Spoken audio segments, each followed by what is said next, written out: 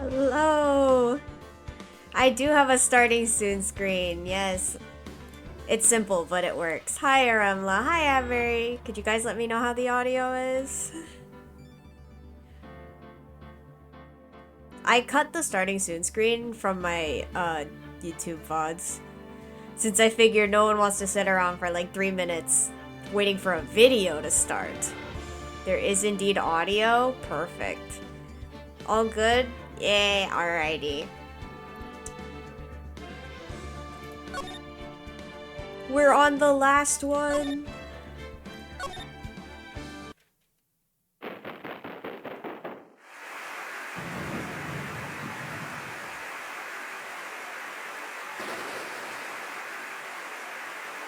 The big case for sure.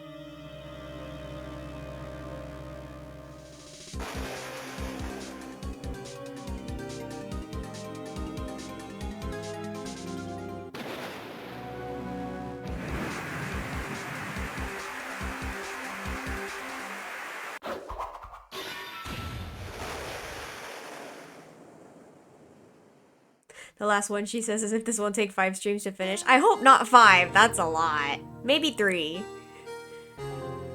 But it's the last case of this game.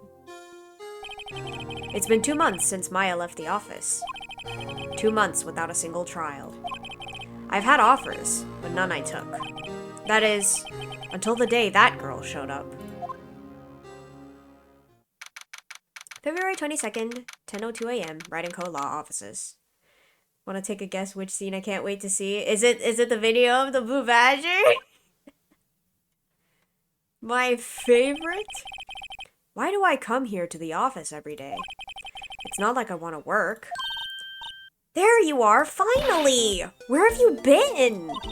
My sister's trial is tomorrow. Who are you? It doesn't matter who I am. It only matters who you are. The famous defense attorney, Mia Fey. I'm sorry, does Phoenix look like a Mia to you? Oh, you're not Mia Fey, are you? How did you know? It is iconic, truly. Emma's an idiot in this game, she is. She's so little and stupid. I'm sorry, but Miss Mia Fey no longer works here. So you are the coffee boy? I'm Phoenix Wright, a defense attorney. Right. Wait! You're the Phoenix Wright? The Phoenix Wright from the Edgeworth murder case? Yes, that's correct. It wasn't Edgeworth who was murdered, though. That's a relief, then. You're better than nobody. I'm sorry. I'm afraid I'm not taking cases right now. But you are Phoenix Wright, right? The undefeated defense attorney? Look, I'm not accepting any new cases. I'm sorry, but you'll have to try elsewhere. Please, I'm out of time. But, please, you have to help. It's my sister.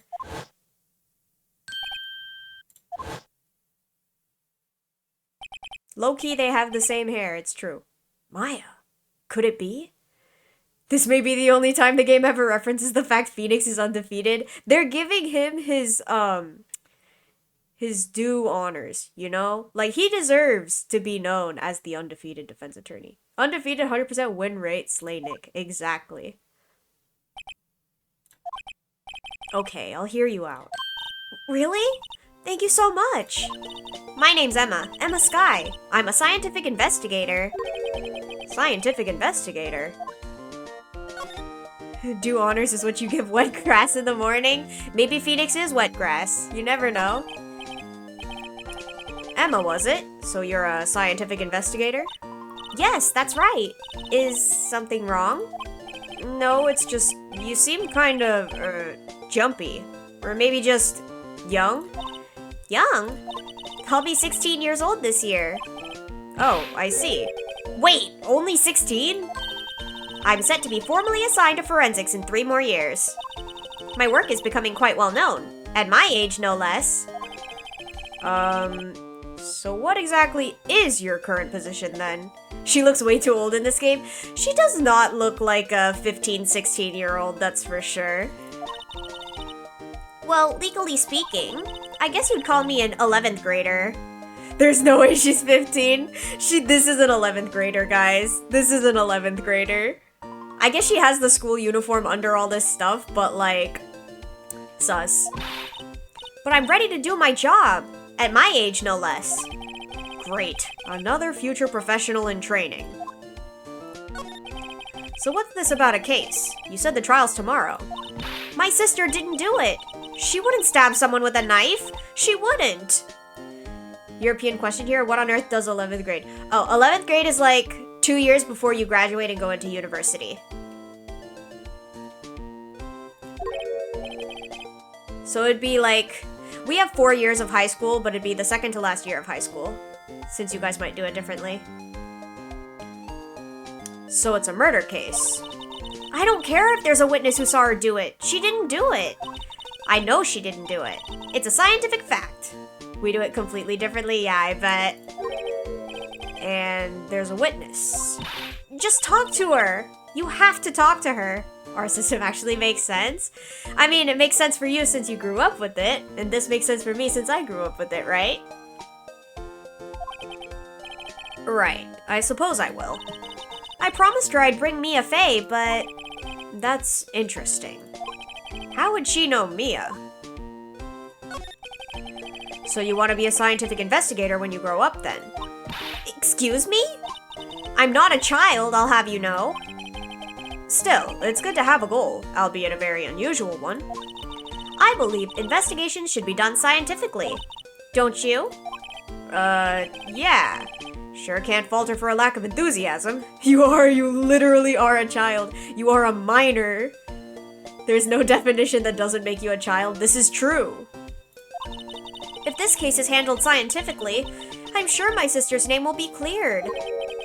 Your sister. I've been doing research, you know. I'm developing a new scientific method of case investigation. I'll show you when I'm done. I'm looking forward to it. Guess I should get down to the detention center and talk to her sister. Not yet, Phoenix. My sister asked for Mia specifically. This Mia Fey person was a few years below her in school. So they went to the same school, huh? She always told me to go to Mia if I ever needed a defense attorney. And, well, I need one. Incidentally, Mia is a woman. Now that you mention it, I guess it is more of a woman's name than a man's. Well, it's nice of you to help your sister out like this. You must be close. Oop, touchy subject. Well, actually, when she gets like she is now, I kind of hate her. Huh? But she's my only family.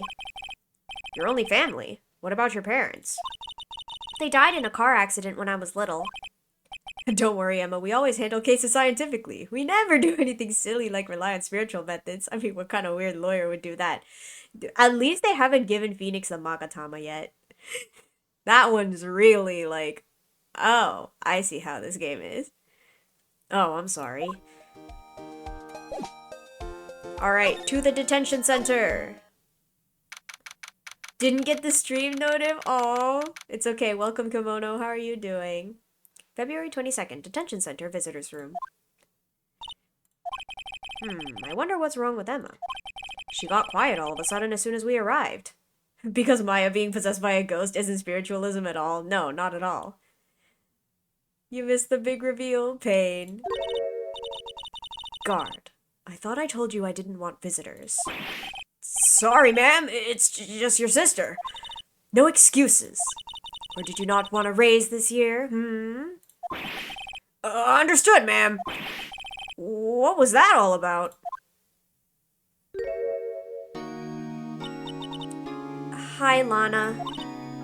Funny.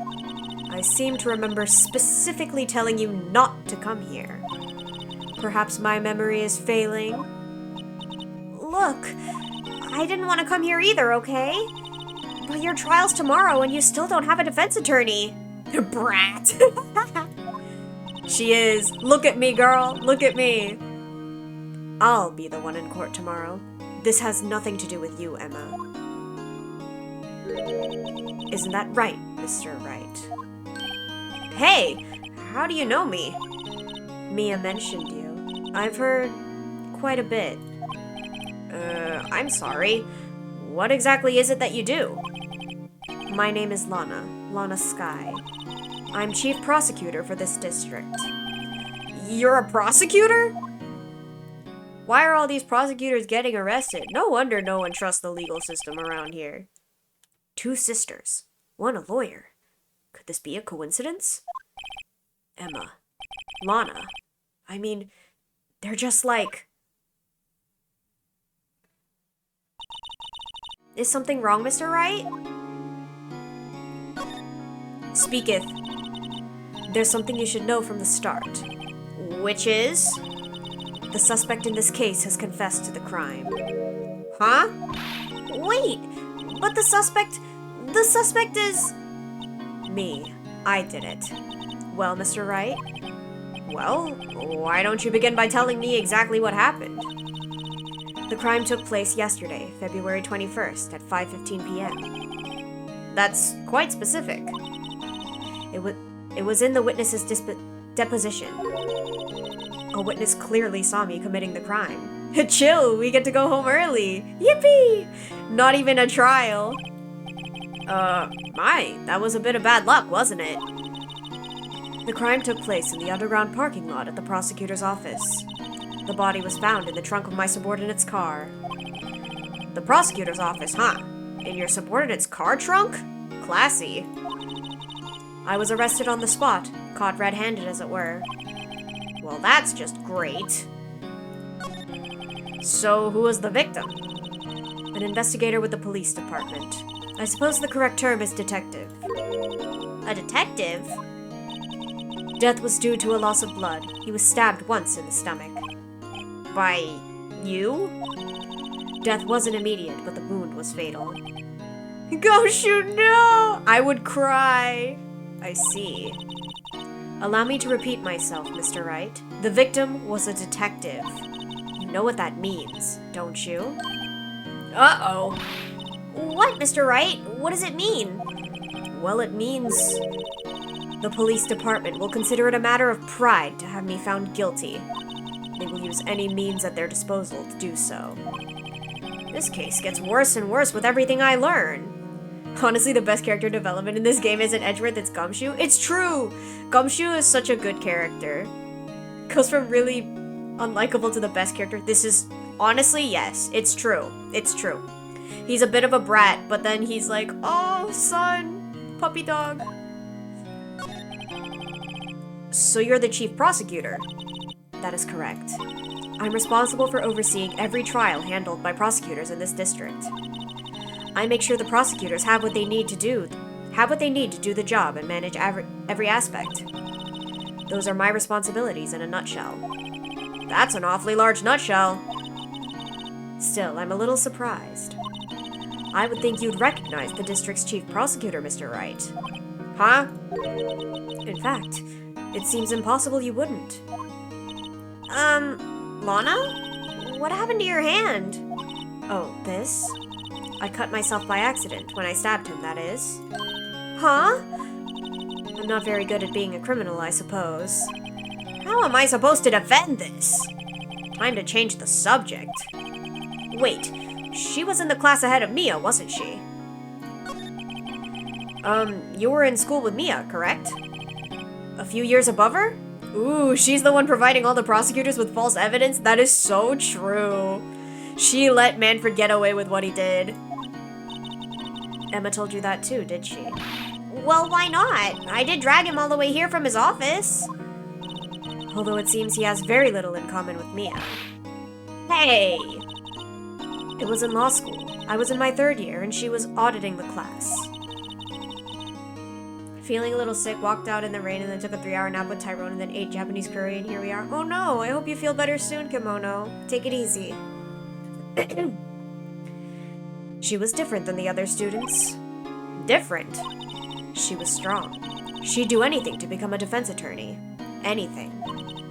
That was probably why she was attracted to me. Excuse me?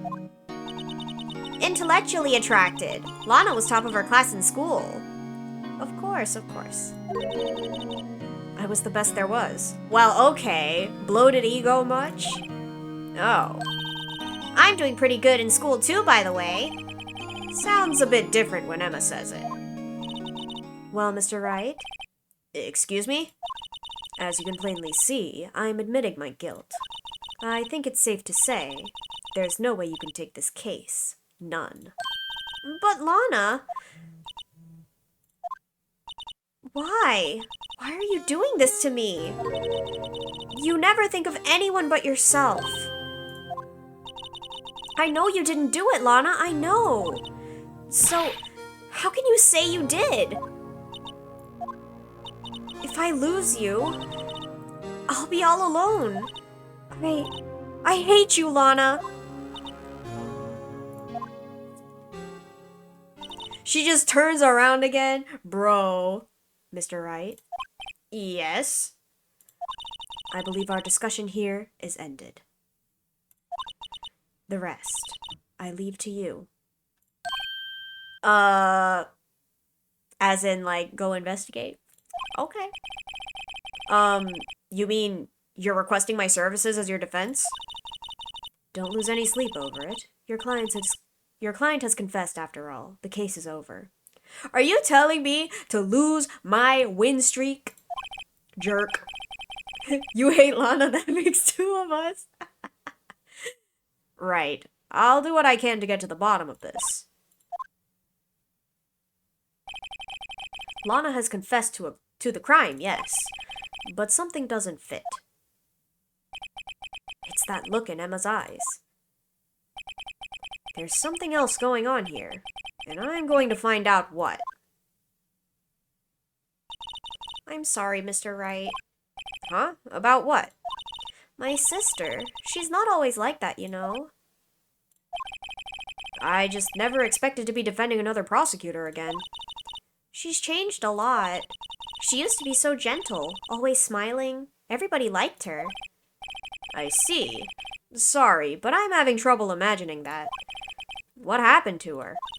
I don't know for certain myself. I think maybe she... well, maybe not. Sounds like there's something there that defies a simple scientific explanation. Let's go check out this underground parking lot at the prosecutor's office, shall we? Okay. Alright.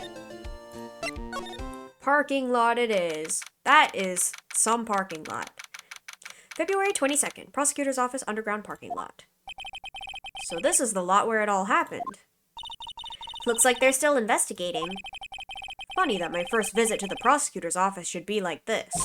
Hey everyone, keep up the good work. Hey, what are you thinking? Well, they are going to be my coworkers 3 years from now after all. No harm in saying hello. Actually, there is. You know attorneys aren't supposed to examine crime scenes. I'm trying to not stand out too much here, see? Hey there. You expecting to go unnoticed there, partner? Partner? It's him! He was my favorite in this game. What do we have here? There he is! Looks like a bambina got loose from the wrench and is up to no good. Folks gotta learn to keep them doggies tied down, partner. Mr. Marshall. Look at him go. Marshall looks more like a sheriff to me. The cowboy, yes, look at him. Looky here, Bambina. I know how you feel. But this is my gang's gold strike, see? Strike? This is our claim, our territory, with a motherload of evidence. If you're fixing to mess with what's ours, you'll regret it, partner. The finger gun, I can't. You know what dreams the cacti out in the desert dream? You want to? What is this guy talking about? Wait, did you just say they'd be her colleagues in 3 years and 11th grade is 2 years from uni, so she's planning to finish uni in 1 year? You know, that's so true. Unless she's planning on getting an internship while she's in college. That's crazy. I didn't even think to do the math, but that's weird. You head along home now. Happy trails, Bambina. There's something there on the floor, I saw it. Let me pick it up. Was that a hombre, a friend of yours? Also, this cowboy is needed as compensation for the other new character we're about to meet a bit later on. That is so true. You are so right. Kind of, sort of, yeah. He's a detective. Who thinks he's a sheriff from the Wild West, it seems. Okay, wallet. Let me see. What's this? A wallet? Excuse me, officer. Wait! What are you doing, Mr. Wright? What am I doing? I just found this wallet, so I'm handing it over to the police. I don't believe it. This is real basic. Anything at a crime scene is evidence. Let's be scientific about this, please. Just put it in your pocket. How is that scientific? Sounds like theft to me. Yippee! Wallet hastily stuffed into pocket. I'm called to duty already, and at my tender age. Here, I'll teach you the trick to examining evidence in detail, okay? By the way, her eyes are sparkling. I can tell she's been waiting for this. Okay now. Look at the court record. Wallet. You have to be sure to examine evidence carefully on all sides. Now let's start examining from every angle. Alrighty. Oh look, I think there might be a clue here. This is where the mechanic was introduced? Yeah. Emma finally lets you actually look at evidence. You should check it out with the press of enter. Okay. So like this. Okay. This is an ID card. Sergeant Bruce Goodman. ID number 5842189. See? Well, isn't scientific investigation useful? I guess. Though I don't see what science has to do with it. Oh yes, we scientifically opened the wallet and scientifically pulled out the ID. Goodman's ID, an investigator's ID card found at the prosecutor's office crime scene. Let's be sure to examine every piece of evidence we find. I guess I've got to be on my toes from now on. Okay. Examine. An oil drum. Looks like it's filled with water. It's heavy. I can't even budge it. The drum over here is on its side. Wait, I know. I'll hide in here and do a stakeout. I think you'll probably just get arrested. In fact, you may not even have to hide in the drum to get arrested. What? I'm not suspicious. You don't say. Aha! A ladder. That's a step ladder. What's the difference? In scientific terms, please. Scientific, huh? Look at the basic nature of things, Mr. Wright. This all seems so horribly familiar somehow. Here, a phone. Let's see if it works. Hey, don't touch stuff we don't need to be touching. I can't hear anything. My ears. No, my ears. Maybe it's due to the barometric pressure. What is she babbling about? Hey, what did you just say? See, you can hear just fine. The phone's broken. Look, a door. This must mean something. I'm not sure the doors mean anything. No, it won't open. A mysterious lock. I fail to see what's mysterious about it. Mr. Wright, you need to learn to enjoy life more. Let's finish our investigation first, shall we? Look, a stylish glass-walled room. Very nice. You can see the whole parking lot from in there. It says security. Perhaps it's a cafe? Huh? Cafe security. Yeah, that must be it. Let's check it out later. I don't remember her being this annoying. She just doesn't stop talking. I hate to break it to you, but I think that's probably just a security guard office. You know, I scored a 97 on my science test the other day. Too bad they don't have a test for common sense. What did that have to do with anything? This is where the cars leave the lot. The arrow on the ground makes it look more like an entrance. What are you talking about? It's plainly an exit. Well, maybe it's both. Kind of a dual purpose. Aha! The theory of relativity. What? I've gotta write this down. Hey, Mr. Wright. Maybe, was Mr. Relativity German? Or was he British? Mr. Relativity? Are you sure that was his name? Ah, yes, I'm losing brain cells. Ayo, phone. Well, no time to waste. Let's get hunting for clues. I wonder what this is. Well, partner, looks like you got no intention of going home quietly. Pop quiz, real name of Mr. Relativity? I have no idea. The sheriff!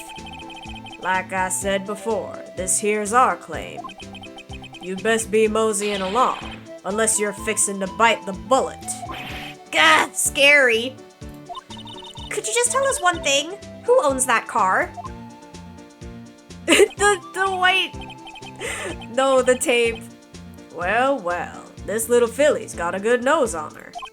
You wanna know who rides the red Mustang with the body in her saddle, eh? Please.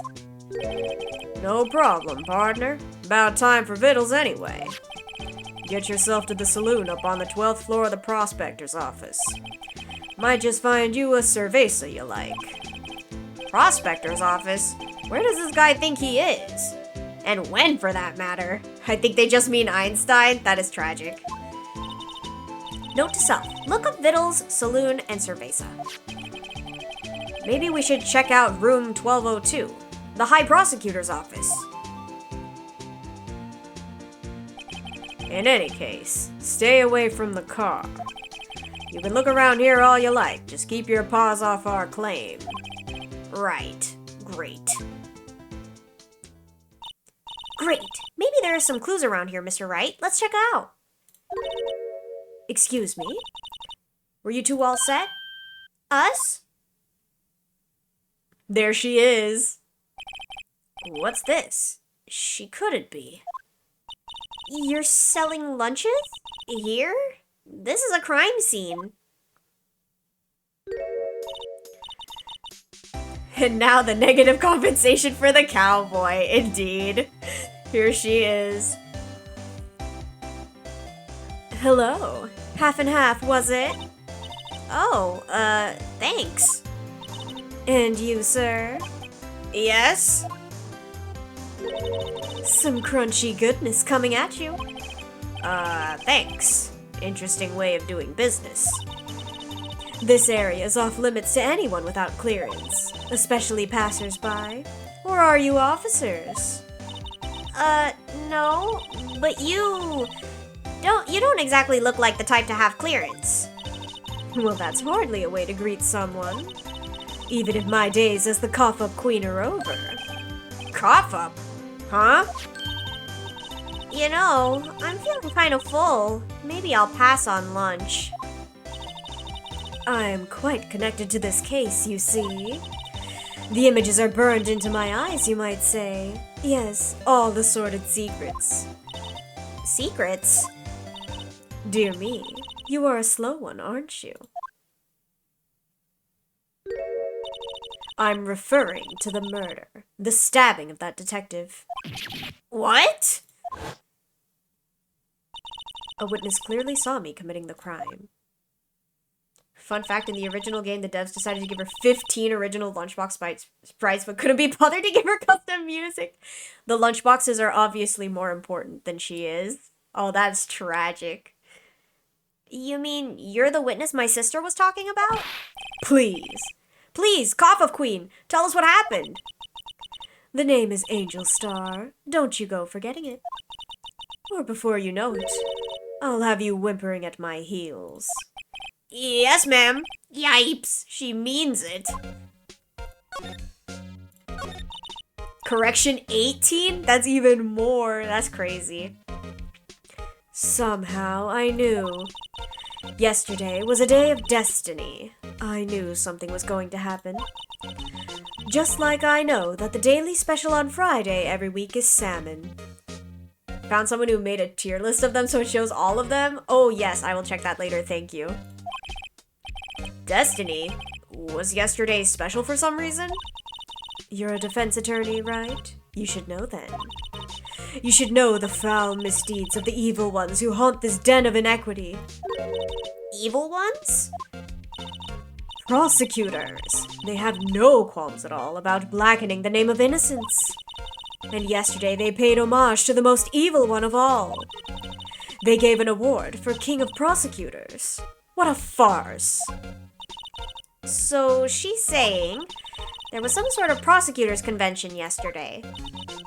I was almost compelled to lace their lunches with something foul. Do you have a personal grievance against prosecutors or something? Or is there some kind of scientific evidence of this, evil? Young miss, mock me at your own risk.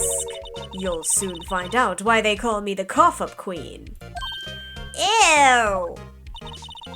The most heinous of all the evil ones, the one they awarded yesterday. It was in his car that they found the body. Proof that he devours the evilest lunches of all. Really? Really what? I'm totally confused. One thing's clear. This lunch lady has a thing against prosecutors. So, what exactly was it that you witnessed, Miss Starr? It was a fascinating spectacle, to be sure. I now feel I know what they say when they talk about a woman's wrath. To see Lana Skye wield that knife so. Her knife flashed in anger, bringing him to a sad end. It was truly a sight to see. You mean you saw the very moment of the crime? The sound of his silvery ties to this world being cruelly cut still rings in my ears. Why, of all possible nicknames, did they go for Cough-Up Queen? That is a good question. I guess because it can be used both for information and for food, but it is gross. And the rhythmic beat of Lana Skye's knife. Wait a second. You know Lana Skye? Of course. It's quite a feat, becoming chief prosecutor. How many lunchboxes of sin did she pack to make that journey, I wonder? She always travels light. Now, why would this pretty lunch lady know the chief prosecutor's name? Oh, so Phoenix thinks she's pretty. Could we ask you a bit about yourself, Miss Starr? I come here every day to sell lunches. I import only the freshest and best from the Far East. For some reason, the box lunches are a hit here. Why not make the lunches here rather than import them? Did you say something? No. Only true connoisseurs can understand. The kind you can only tell someone who has tried General Tso's trilobite lunch set. Never mind, you win. I don't even want to appreciate part of a trilobite's flavor. Anyway, I come here every day to sell lunches.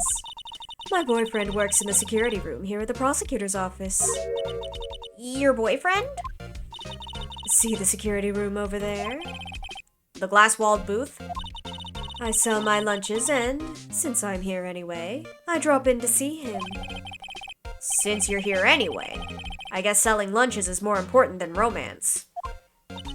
So, to scientifically analyze the data available so far, you, Miss Starr, are a lunch vendor with an ulterior motive for coming here. Useful analysis. Not. Did you have a bad experience with a prosecutor, Miss Starr? I sense some hostility. Hostility? Perhaps. Prosecutors are all alike, and the bigger they get, the worse they smell. Kind of like 10-day-old clams in the chowder. I wonder if Miss Starr was involved in some sort of legal trouble in the past. That'd be a sure cause of food poisoning, scientifically speaking, of course. I mean, now you're talking Cough-Up Queen. I thought she was just a lunch vendor, but now I'm not so sure. What if I showed you this? About this card. Lunchland vendors only accept cash, no cards. Especially not a card belonging to someone else. No, this isn't a credit card. It's an ID card. It belongs to a detective. And you're showing this to me, the lunch lady. Why? That's like showing a fine honeyed ham to a detective. Why do I always feel like I'm being mocked? Alright, fine then.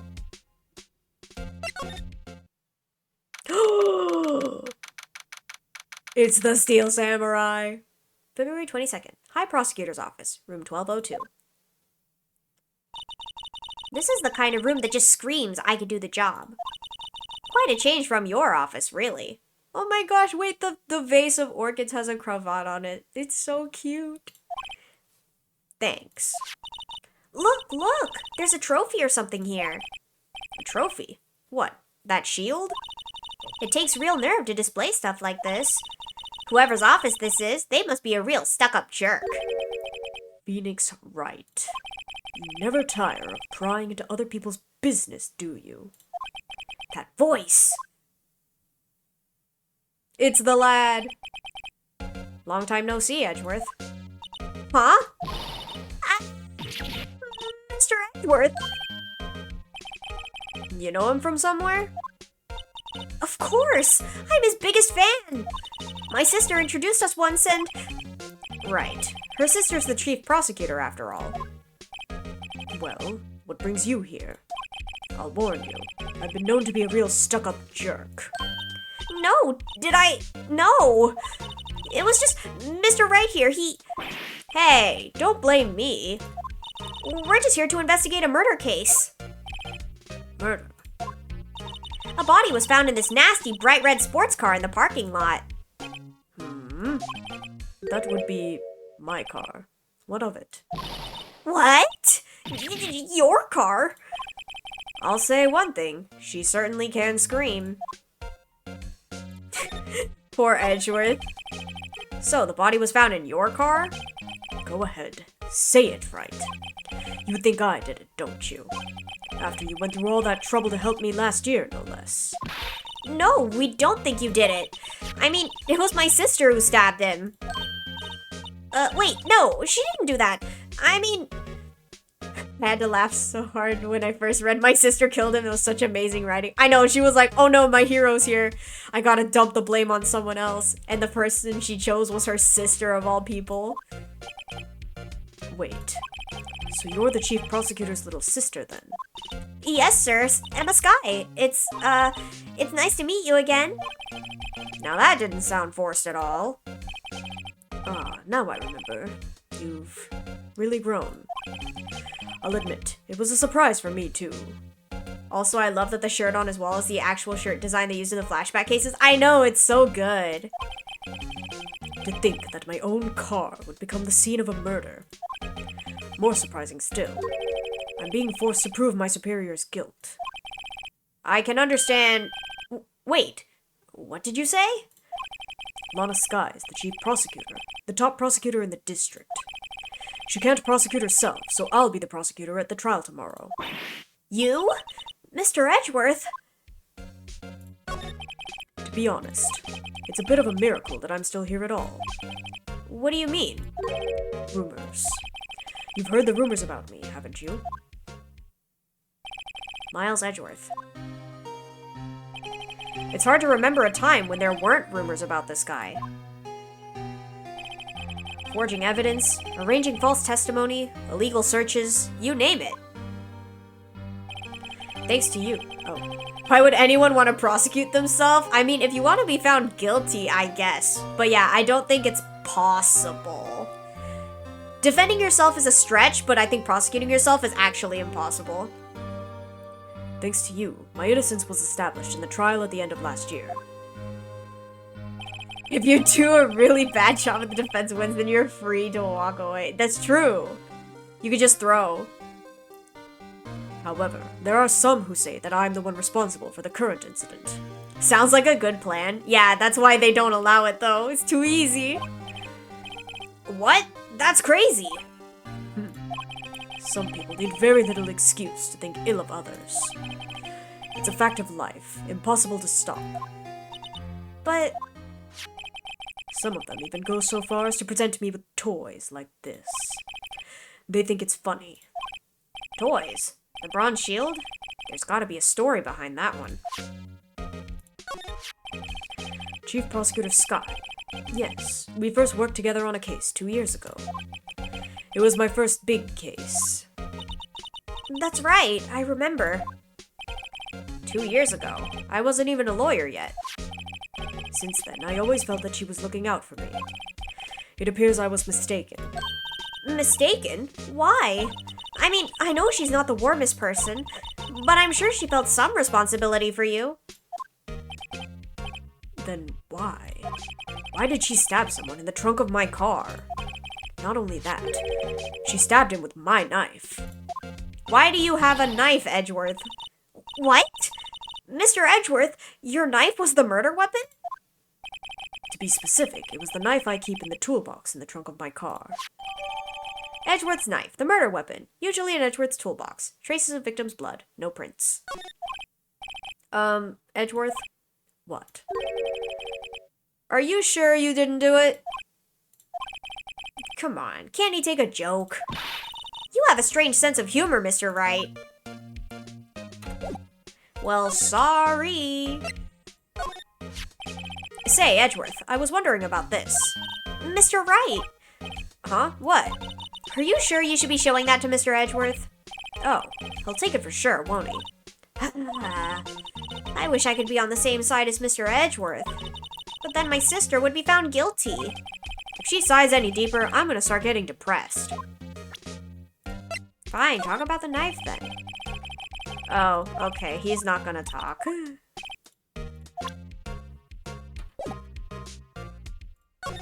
Let me look around your office then.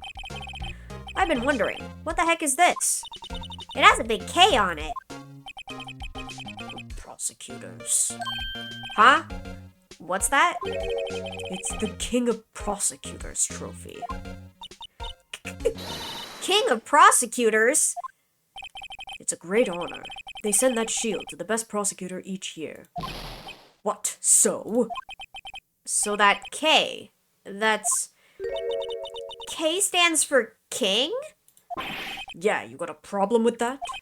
I didn't design the thing. King of Prosecutors? Kind of like Employee of the Month, only better. King of Prosecutors trophy, given to Edgeworth, King of Prosecutors, at the PD on the day of the murder. My, what an amazing bouquet! Just right for Mr. Edgeworth. No kidding. Hey, there's a card on it. Back from the dead, Wendy. Wendy? I've heard that name somewhere before. And beside it, a giant steel samurai. Wow, I want one. Huh? There's something written on the bottom of his foot. Between a rock and a hard place, Wendy. Wendy? Is she Mr. Edgeworth's fiancée? I don't think so. Wow, this jacket is even lacier than his usual ones. This must be his lucky trial jacket. Lucky jacket, right. I've never seen him wear it. I'm sure there's a story behind why it's in a frame. Maybe I'll be naughty and take a picture. She's getting way too excited about this. Whoa, these are all case files. They're stacked up to the ceiling. There's even a ladder. Odd. I thought Edgeworth wasn't good with heights. He must have someone get them for him. Strange. Why did I just picture Detective Gumshoe? He must study these case reports so closely. He's so cool. You wouldn't say that if you saw him sweating bullets up on that ladder. A work desk. It's quite tidy, as one might expect. What a nice desk. Easy to use and easy on the eyes. It's polished so well I can see my own reflection. Strange. Why did I just picture Detective Gumshoe? Maybe I'll take that name plaque as a souvenir. Don't. He'll sue you. There's nothing... Okay.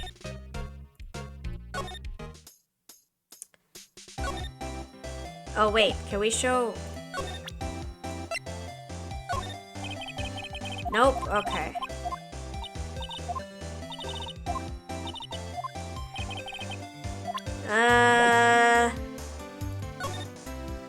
No.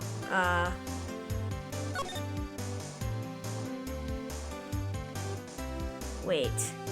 No, okay.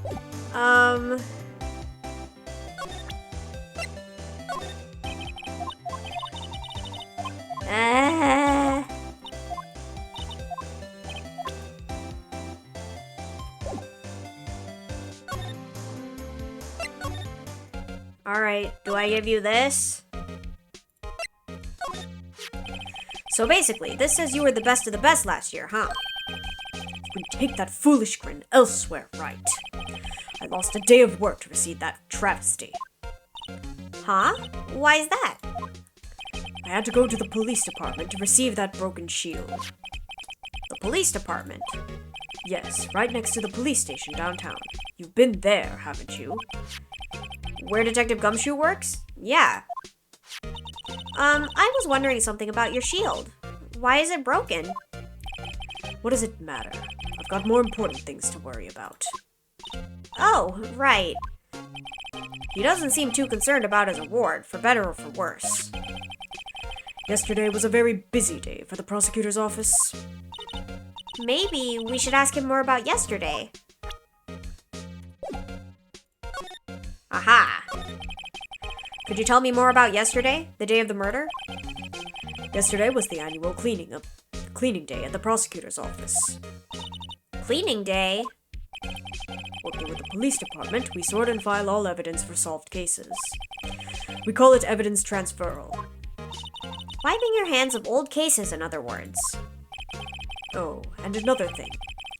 A ceremony was held at the police department. There's an annual review and awards for outstanding police officers and prosecutors. And that's when you got that shield. I was at the police department yesterday afternoon. I got back here at 5:12. That's very precise. People like myself and Mr. Edgeworth pride ourselves on our precision, Mr. Wright. No, I place little faith in my memory. The only thing I trust is solid evidence. Parking stub. Record of parking in the prosecutor's office lot. Entered lot at 5:12 p.m. That is 3 minutes before Lana was found stabbing someone. Wow. This is the parking stub from the underground lot. The murder took place around 5:15. So the murder happened right after you got back. What right? I'd appreciate it if you direct that suspicious glare elsewhere. I'd like to point out that stub is a really weird word. Kinda. It's him! The lad! Excuse me, but is Mr. Edgeworth, anywhere on the premises? I'm Edgeworth. What is it? I love Meekins, yes. I forgot about him. He's so iconic. Look at him. The lad, here he is. He's so cute. I'm here, sir, at the request of the chief, sir. I've got your report, sir. Report? What? Did you find new evidence in the case against Chief Prosecutor Sky? I don't like the way this conversation is going at all. Sky, sir? No, sir. No name of that kind, sir. Not in this report, sir. The best character. He's so good. I think I just heard Edgeworth's lid blow. Mr. Edgeworth's lid isn't on very tight, is it? I made a clear request to the police department, did I not? I need to focus on the trial tomorrow, so don't bring me anything unrelated. Sir, but sir! I'm just following orders, sir. They told me to bring this to you. I wasn't aware of the particulars of your arrangement with us, sir. Give me your name. Yes, sir. Meekins, sir. Officer Meekins. Right. Officer Meekins. Take your report and leave. And good luck with that raise next month. No, he's so sad. But sir, I didn't know. Poor guy. Looks like he was absent on the day they gave out brains and good luck. Right. Yes, sir. He caught me off guard. As you can see, I'm busy. You may leave now. Let's do what he says, Mr. Wright. The victim was a detective from the same department as that patrolman just now. Go down to the police department. You can ask more there. Thanks. Seems to have finally calmed down at least. Let's go find Meekins!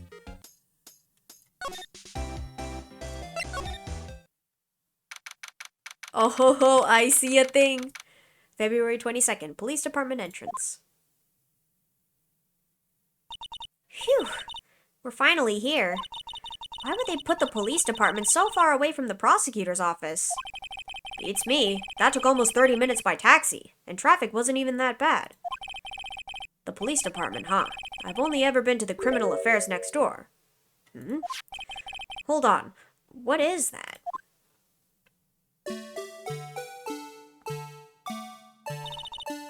Disturbing? Why does it undulate like that? Oh, wait, I know. This is the Blue Badger.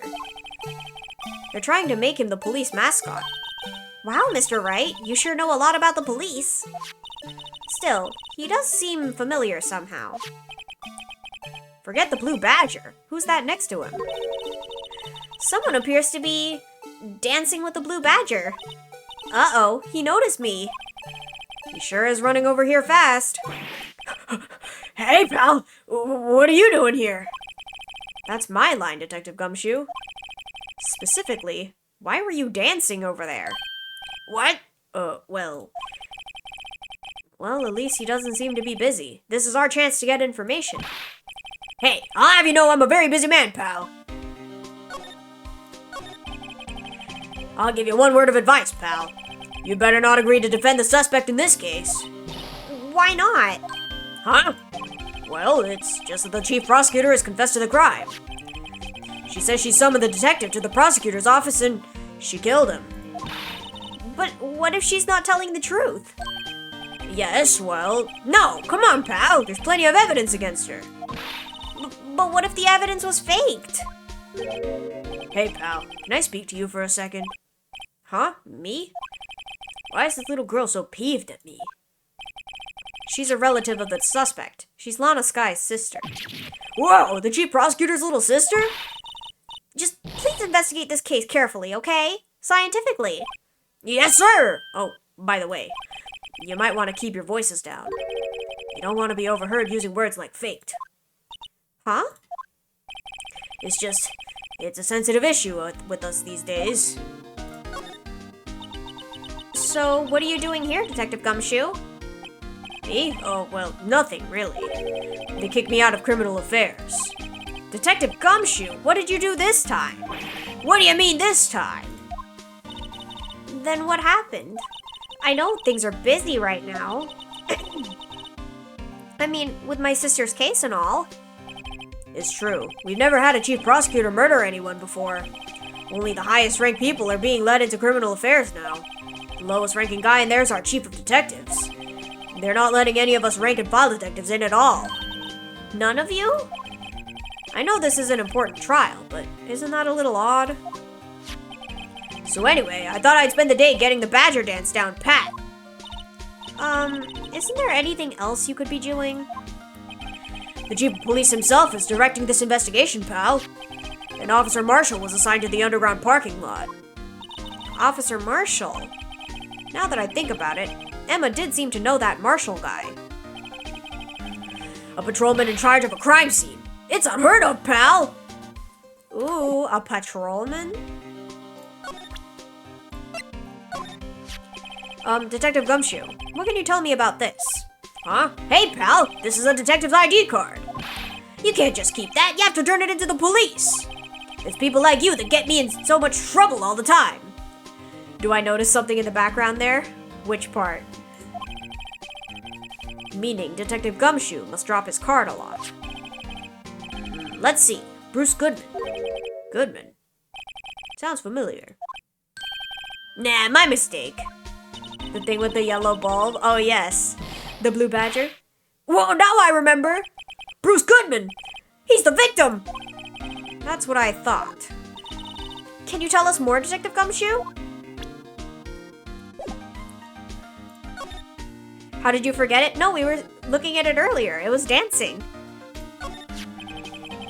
So, this ID card belonged to the victim. He was a detective, like myself. Detective Bruce Goodman.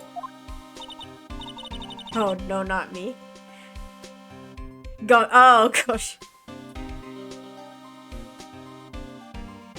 Yeah, Gumshoe is missing many, many brain cells. Don't you think it's strange? I mean, why would the victim's ID card be lying on the ground where we found it? Well, Detective Goodman should have been at the police department yesterday. There was an evidence transferal for a case he handled 2 years ago. Evidence transferal? Mr. Edgeworth mentioned that too. But Detective Goodman was killed at the prosecutor's office. Well, that's the thing.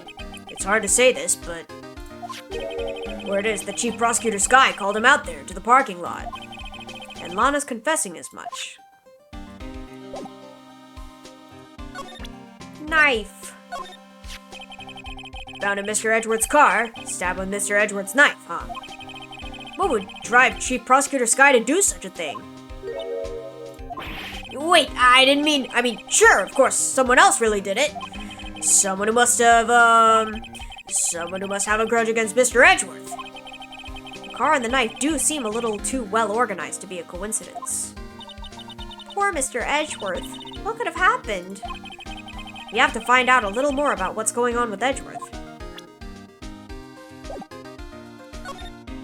Okay, but you're not gonna say anything. Let's take a look at him. I was wondering about that. What, the Dancing Blue Badger? It's my masterpiece! You made this, Detective Gumshoe? The chief threw together some designs and I just did my thing, pal. Nice work. It's battery powered, so it could go anywhere. There's no switch, so it just dances until the batteries die. Poor Blue Badger. Fated to dance until he drops. The music. Best game music. It is definitely one of the most iconic soundtracks. It's crazy.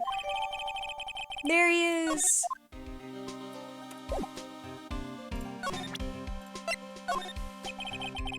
Okay. So we go back. We go to Edgeworth? No? Okay.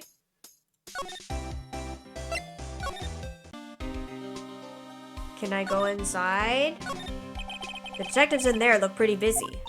Just imagine, right now, behind those doors, a police drama in action.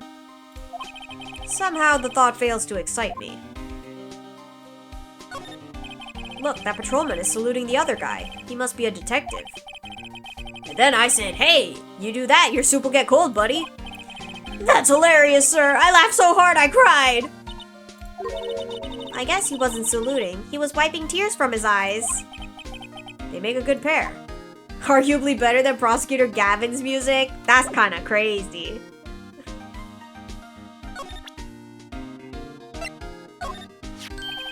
Hey, that's it! That's the King of Prosecutors Award that Mr. Edgeworth got yesterday. Were you at the award ceremony, Detective Gumshoe? Of course, pal. I got an award for diligence myself. Congratulations. I was wondering, why is the award a shield? And why is it broken? Oh, there's a reason. I'll tell you what it is later. Apparently, he's forgotten. But I was proud of Mr. Edgeworth for winning that award, even with all the naysayers in the prosecutor's office. Naysayers? Must be because of the rumors. Aha! He's in a tough spot again.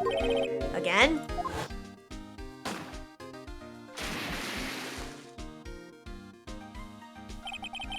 Well, it all started with the murder of that defense attorney, Hammond. But Mr. Edgeworth was found innocent. Listen, pal, there have been rumors about Mr. Edgeworth. Always been rumors. Forging evidence, making deals with witnesses. Nothing outright, but there were always whispered rumors. Ever since he was accused of murder, no one's whispering. They're practically shouting. But there's no evidence against him. Well, Mr. Edgeworth has always had unusually strong ties to the department higher-ups. It's only natural that people would be suspicious. I had no idea he was under the gun. Anyway, this latest case has started a new rumor. People say the only reason he took this case is because he's aiming for the chief prosecutor position himself. What? But I know the truth, pal!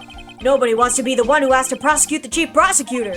Mr. Edgeworth is biting the bullet on this one. He's doing this for all of us. And that's all I know about that. I'm not officially on the case, you know. Thank you. Why aren't you handling the case, Detective Gumshoe? We met the guy who is... what was his name? The guy in the parking lot. That'd be Officer Marshall. He was appointed directly by the chief of police. Officer Marshall. Is he some kind of Wild West sheriff or something? Nope, Jake Marshall's just a regular officer. From West LA. For a moment there, I wasn't sure. Look, pal, let me try to make things a little easier for you. Show them this, and they'll let you examine the crime scene. Maybe. Letter of introduction, received from Detective Gumshoe, allows bearer to investigate the crime scene. I'll be surprised if this gets us anywhere. Just act like you're supposed to be there, and nobody'll look at you twice, pal. Thank you, Gumshoe best boy. February 22nd, Prosecutor's Office underground parking lot. Looks like the investigation is still going. I have to be getting back to the shop. Sorry, looks like I'll be stuck in this pit till the sun sleeps. I'll see you in my dreams tonight then, baby. Oh, still here? Hello. Why the surprised looks? Didn't I mention? I've got a boyfriend in criminal affairs, too. What happened to the security guard? Hey, what's wrong, Bambina? You're looking like a doggy that's lost in its herd. Jake Marshall. Strange guy to put in charge of a crime scene. Would you mind reading this for me? What's this? I warn you, fan letters to me go right in the spittoon. It's a letter of introduction from Detective Gumshoe. May we investigate? Gumshoe. Ah, that old cowdog. He holding a birthday party or something? Huh? Look, where it should say letter of introduction, it says invitation. I think he just miswrote it. Wait, why am I getting all defensive here? No worries. This proves it's from Detective Gumshoe better than a blood test. Do they have ranchers in West LA? I don't think so. Maybe. I've never been. Guess I better let you in then. Thank you, Officer Marshall. Oh, that's right. He's a patrolman, not a detective. Which reminds me. Hey, wait a sec. Isn't a crime scene supposed to be handled by a detective or higher? Well, folks, the clues are calling. Welcome to our gold strike. Be like the settler. Strike out for lands unknown. Manifest destiny. Let's have a hootenanny. Note to self. Police investigations are like settling land. Well, Mr. Wright, what do you say? Are ranchers still a thing? Surely they are. I say I won't be needing this anymore. Detective Gumshoe's letter of introduction crumpled and discarded. The disrespect. Officer Marshall, could you tell us more about the victim? Good men always die young. Remember that, partner. Could you be a little more specific? Bruce Goodman. He was a detective, right? Well, aren't you a feisty doggy there now? We need a rancher in there. Maybe someday. If I ever make new outfits, maybe. Detective Goodman was stabbed here at 5:15. The Smiling Madonna told me the tale. I think he means the witness, Miss Angel Starr. One stab to the chest, a fine piece of work. This here's the autopsy report. Goodman's autopsy report. Death due to loss of blood, one knife wound, died within an hour and a half of 4 p.m. Okay. Was my sister involved with the victim in any way? Funny you should mention that, Bambina. Chief Prospector Sky and Detective Goodman had nothing in common at all. Nothing in common? They apparently worked together on a case a few years back. So there's no motive. Goodman wasn't a particularly gifted detective. That's one reason why he didn't do much work with the Chief Prospector. But my sister called the victim here on the day of the murder, right? Here, to this parking lot. So it seems, like calling an unarmed man to a shootout at high noon. I don't mean any offense, but... Officer Marshall, you're a patrolman, right? Not a detective? You calling me out? They shoot you for that in Texas. Huh? I was one of them fancy shoot detectives till 2 years ago, to tell you the truth. Oh, really? Now he tells me. Remember the Alamo. That's what he's saying. But you're a patrolman now, so how can you be in charge of a crime scene? Nothing gets by you, does it, Bambina? So why are you in charge? No reason. We're just short on hands right now. I'm keeping an eye out in the meantime. Short on hands? But Gumshoe has nothing to do. That's odd, though. Detective Gumshoe was saying he had nothing to do. Nothing important, at least. He's nothing but a sad old cowdog that can't find his tail. Maybe it's because he runs without Edgeworth, eh? Edgeworth? That cowdog's been kicked out of this cattle run by order of the chief of police. Just, he don't realize it yet. Detective Gumshoe? Kicked out of the investigation? How could they? Not to my son. Okay, let's look at this body. This rope, is it? Yep, they laid it out. They laid it in the outline of the victim's body. So wait, the victim must have died when the killer closed the trunk on him. I've never met someone from Texas. I bet they're all like the stereotypical video game character. It'd be funny if they were. You've gotta be the only person I know that would come to that conclusion. Phone. This looks like a cell phone. Scientific analysis would suggest this belonged to the victim. I can't think of anyone else it could belong to. What's so scientific about that? Should we check it out? Yes. Right. Let's check it out.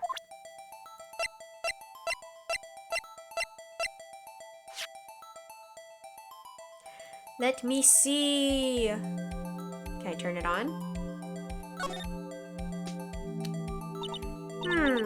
This phone's still on the redial screen. Redial? Mr. Wright? Most phones keep a record of all the calls you've made and received. You just press the blue button to display the last number you called. Whoa, 3D, I know it got fancy. Convenient, isn't it? I'm surprised you didn't know about it. Sorry to disappoint you, but even I know things like redial. Huh? Oh, I'm sorry. It's just, you never know with people from your generation. Whatever. Let's check this phone out. She just called Phoenix old. Can I move this? No.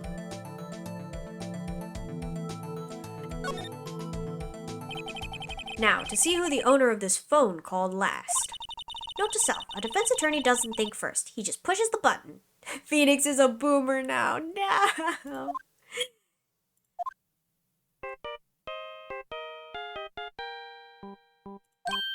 Hey, that song! I know that! Hey, what's going on over there? Oh, sorry. I see you, partner. You pressed redial on that there phone, didn't you? Well, yeah. Whose phone is this anyway? It was on the ground over there. Whose is it? That belongs to Chief Prospector Sky. What? It's my sister's? She apparently dropped it when she was taken into custody right after the crime. Look, the last call was made right when the murder occurred. Looks like she was fixing to call someone. Except she only spoke for a few seconds, according to this. Who did she call? No idea. Sorry, partner. Now I got a question for you, partner. I heard a phone ring just now. One of those newfangled ringtones. Oh, that? Oh. I'm sorry, that was my phone. What? Your phone? Yeah, it's kind of strange, but someone called me right as we picked up the other phone. A wrong number. I hope you're not lying. They shoot you for that in Texas, partner. Uh-oh, I've incited the wrath of the Lone Star Patrolman. Cell phone, property of Lana Sky. Last call made at 5:18 on the day of the murder. Okay.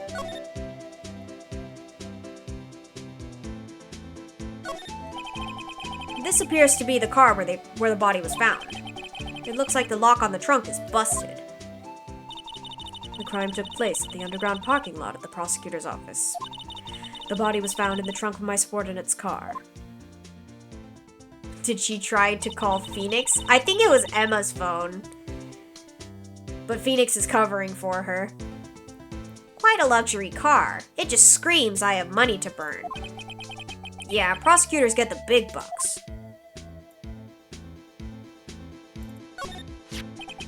What's this? It looks like a note of some sort. Look, something's written on it.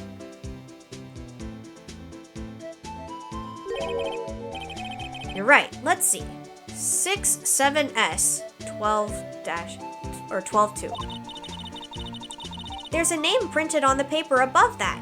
Goodman. Maybe it fell out of his pocket when he was killed. Well, so, what does it mean, Mr. Wright? How am I supposed to know? Note to self, for deductive reasoning, go to Edgeworth, not Wright. I'm sure Edgeworth wouldn't know what this means either. Goodman's note, victim's memo found in the car trunk.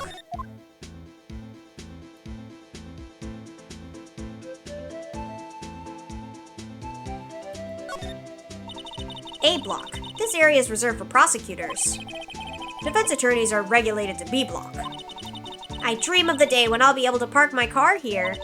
I'll go over to B block to buy my hamburgers from you, Mr. Wright. I'm not planning on giving up my job that soon. B block is through there. That's where visitors park. I can see the Lunchland car over there, far in the distance. Hey, you're right. I like the cute design on the door. I can see a cartoon cow munching down on a juicy-looking steak. Doesn't that strike you as a little creepy? Just don't think too deeply about it and you'll be fine. Is there anything else to look at? Alright. Oh, no, that's not what I want.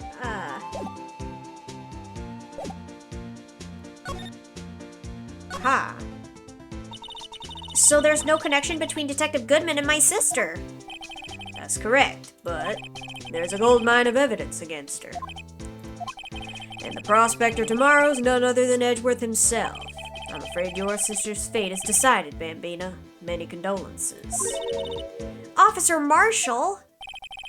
I feel sick or I'm slowly entering the darkness. Oh no! Go to sleep if you need to, Kimono. Get some rest. Yeah, Bambina? How could you say that? You and my sister, you were... Is there something between this cop and her sister that I don't know about? I apologize, Bambina. Something must have gotten to me.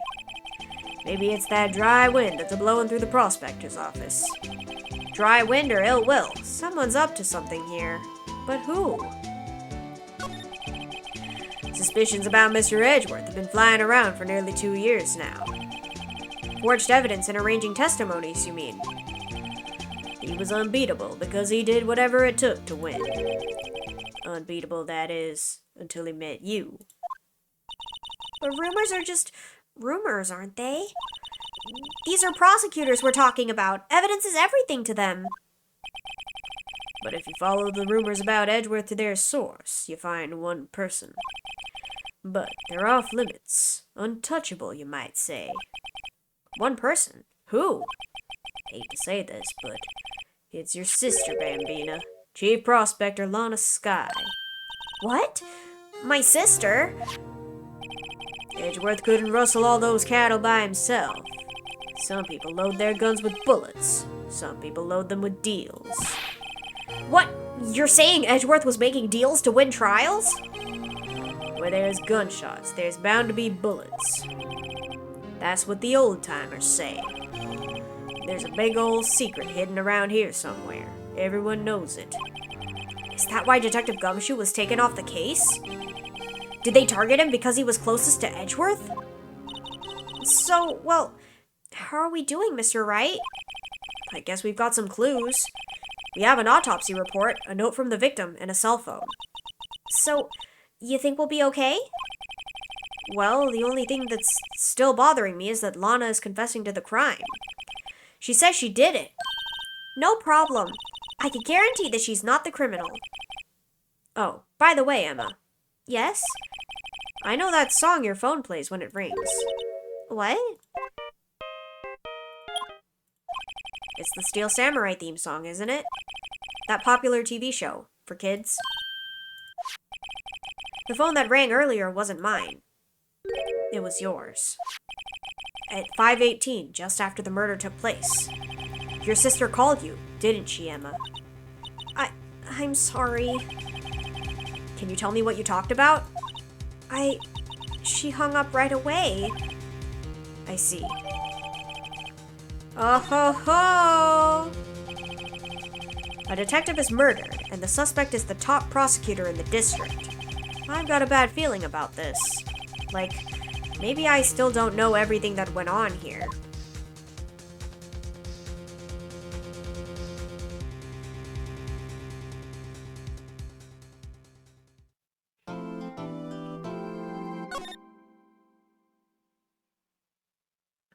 Oh, thank you for the hydrate and stretch.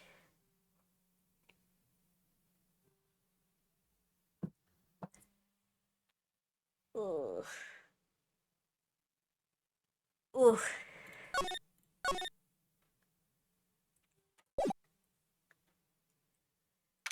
February 23rd, 9:34 a.m. District Court, Defendant Lobby Number 2.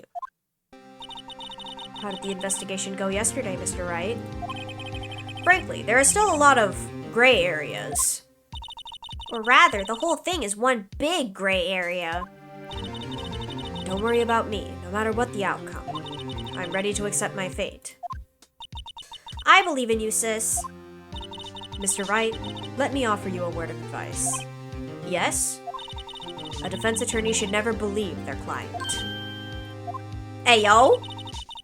The defendant is called to trial because they are suspected of wrongdoing. Never forget that. Miss Sky, you remind me a lot of Mia. But there is one decisive difference between you and her. And that is, you're not a defense attorney. I believe it's almost time for the trial. Good luck, Mr. Wright. My first trial without a Fae helping me. No one's going to bail me out this time. I'll be alone in there. Where did Maya go? She went back to the mountains to train. She wants to become a full-fledged spirit medium to help Phoenix. So I have to discover the truth all by myself.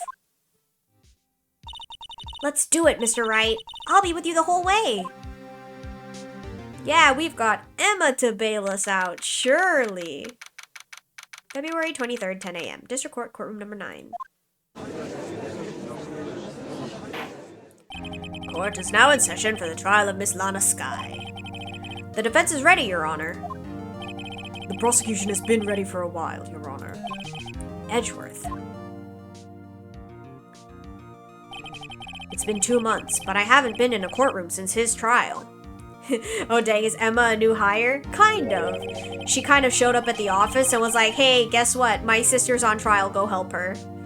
And now we're stuck together. I hope that personal feelings will not be a part of the proceedings today, Mr. Wright.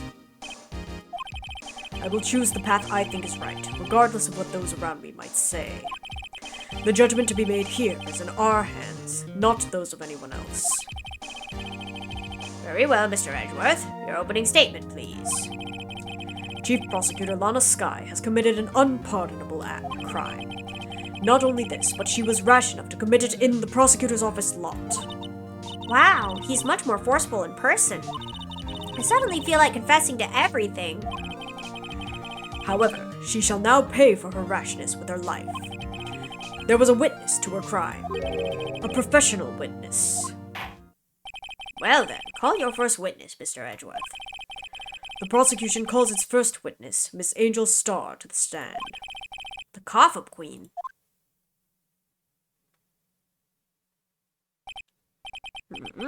Haven't I seen you somewhere?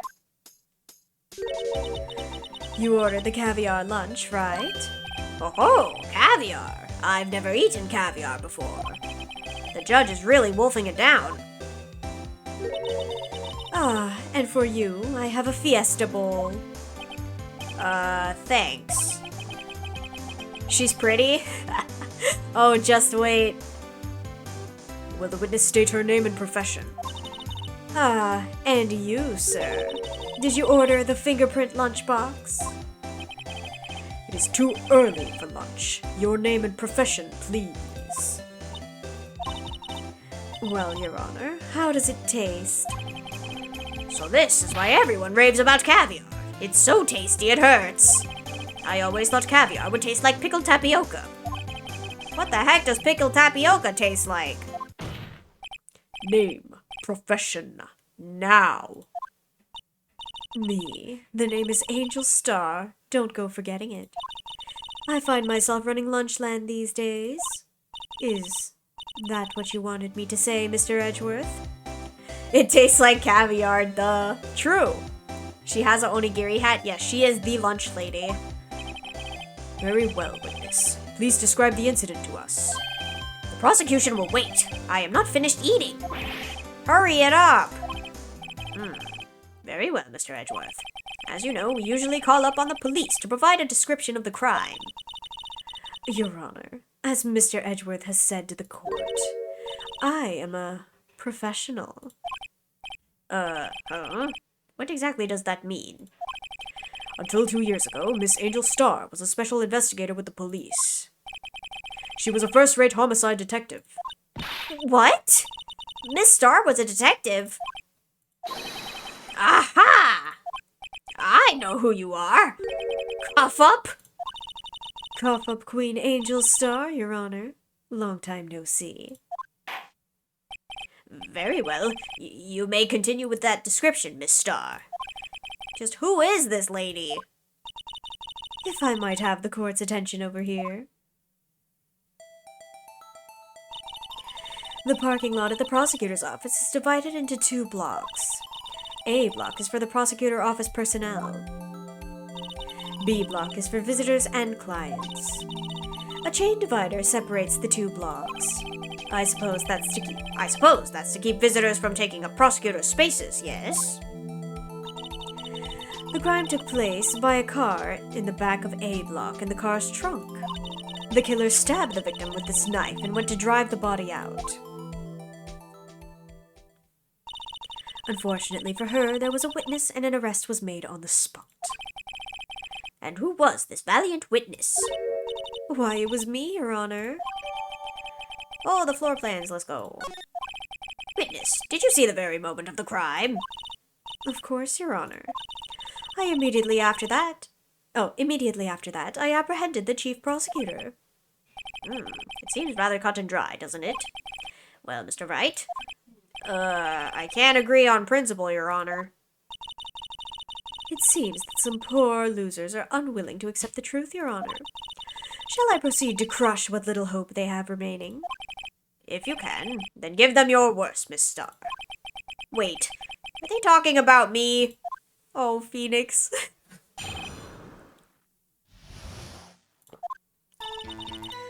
Okay, somehow I always knew a day like this would come. I was on my way to deliver a lunchbox to my boyfriend when I sensed something. Perhaps it was my family detective. Aha! Through the wire fence. Aha! I saw the chief prosecutor standing next to a garish car. The chief prosecutor was holding a knife in her right hand. Then she thrust the pointy tip of the knife into Detective Goodman's chest. She has a little hot dog octopus necklace. She does. She's a whole lunch. Bringing a lunchbox to your boyfriend. How touching. As you can see, there is no room for doubt. The key point of your testimony seems to be nothing other than the point of the knife which you saw being stabbed into Detective Goodman. So, how does it feel to be so utterly crushed? I'm still thinking about that. It's merely a flesh wound, Mr. Wright. Very well, Mr. Wright. You may cross-examine the witness. Alrighty.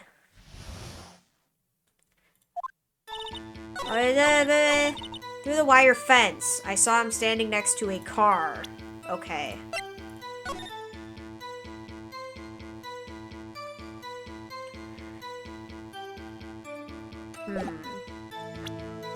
I'm gonna press it. By garish car, you mean Mr. Edgeworth's car, yes? Mr. Edgeworth's? In Incidentally, the knife with which the victim was stabbed was also Mr. Edgeworth's, wasn't it? Indeed it was. What an odd case this is. And the person you saw, you are sure it was the defendant? I saw her from no further than 30 feet away. I'm certain it was her. If she's telling the truth, we're doomed. Let's just do what we can. Even if we don't have any proof, we can always nitpick. We're dealing with Edgeworth here. I need something more substantial than that. Can you tell us what the suspect was doing when you saw her? Holding a knife in her right hand. But we don't have any pictures of Lana Ree.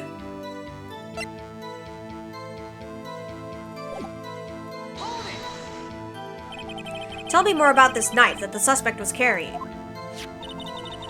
Well, I'd say the blade was about 4 inches long. Is that right, Mr. Edgeworth? It is your knife, after all. Yes, that's about right. Prosecutors are, by nature, well versed in the location of a man's vital organs. I'm sure it was easier than boiling an egg for my egg salad surprise set. You can't testify as to her ability to kill an egg. I mean, a person.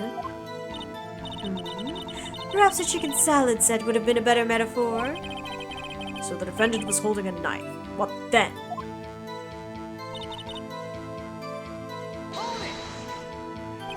Tell the court why you didn't try to stop this crime. You did see her raise the knife to strike, no? The defense has a point.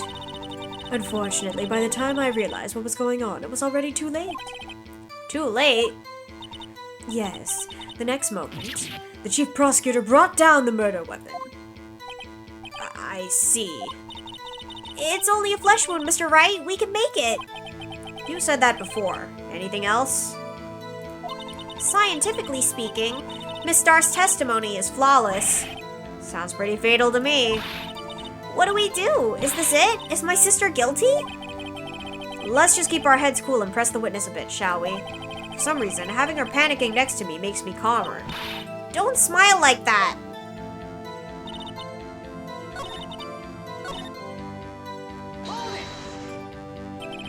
You sensed something, so you're saying you had a premonition of the murder.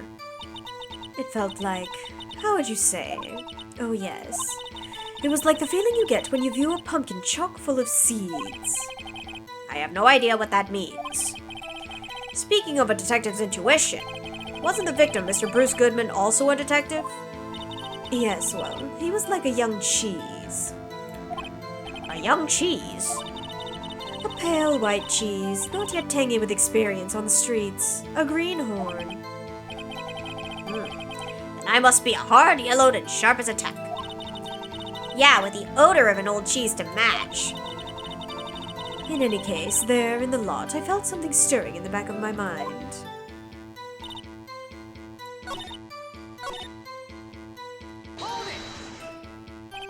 This boyfriend, he's the detective.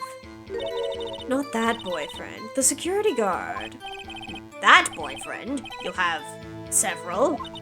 Yes, this boyfriend, that boyfriend, and the other boyfriend.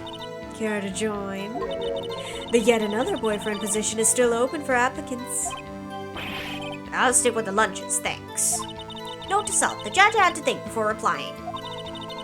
The security guard room is in the lot, in A block. It's up on the second level, so you can see everything from there. That would be the room with the security sign. Incidentally, did you bring your lunchboxes by car? Since I'm a visitor now, I parked in B block. So she was in B block when she witnessed the crime. Through this fence I saw...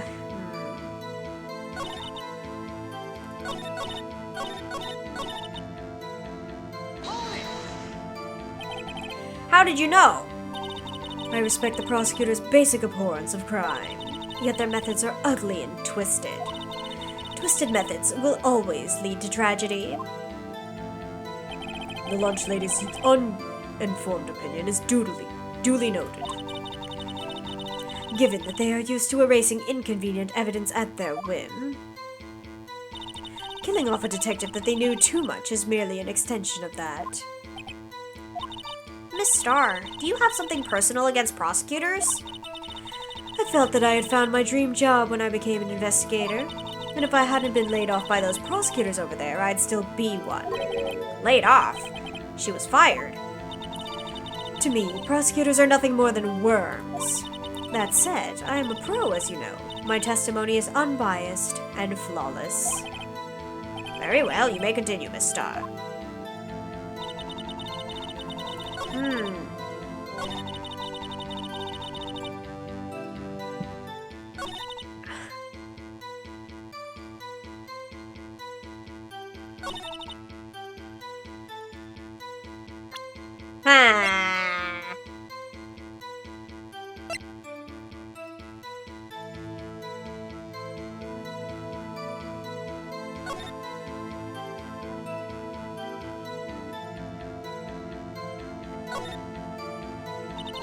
This must be the victim's blood, right?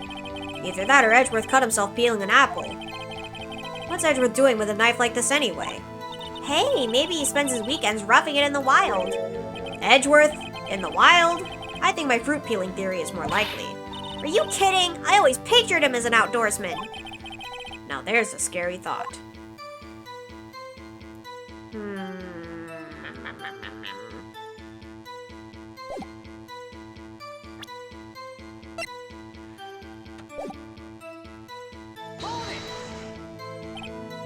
I'm just gonna skip this dialogue since we've already read it. See if anything happens. Okay, I do need to present something. Okay, I knew the day like this would come. I was on my way to deliver lunchbox. I sent something. I saw him standing next to a garish car.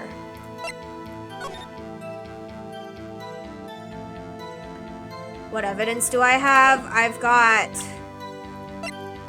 the ID, the shield, the knife, the parking stub, blue badger, the autopsy, the note, the cell phone, and the parking lot floor plans. Holding a knife in her right hand, and then she thrust the pointy tip of the knife into Detective Goodman's chest.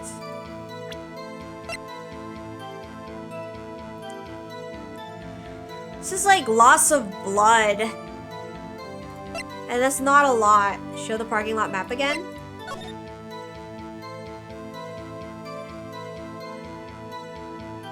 Like, I feel like it'd be hard to see them if they're standing right here. I think I remember the contradiction. Was it because, like, she can't really see from here? Because, like, these cars are blocking the way. And they would have been right here. And if she's standing here, she can't see it.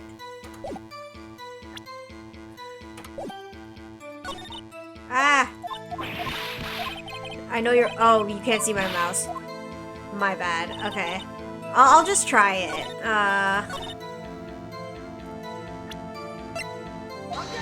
Nope, okay. Ah!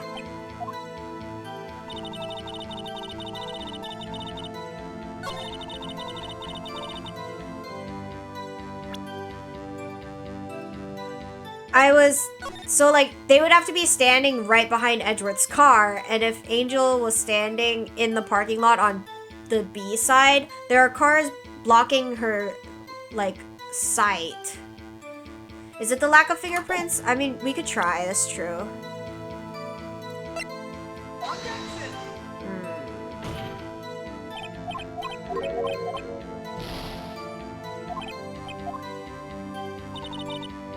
Holding a knife in her right hand, and then she thrust it into his chest. No, don't Google it yet. Don't Google it yet. Let me... Ah, my life bar. Okay, hold up. Let me take a save.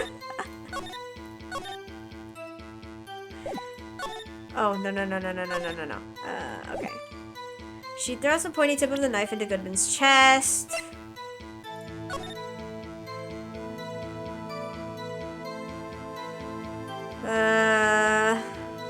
Loss of blood from a chest wound.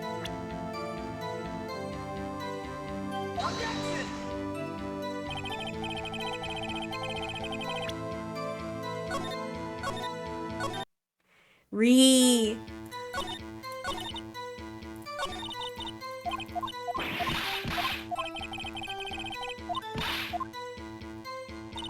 I always knew this day would come. I was delivering lunch when I sensed it. I saw her standing next to a car. She was holding a knife in her right hand.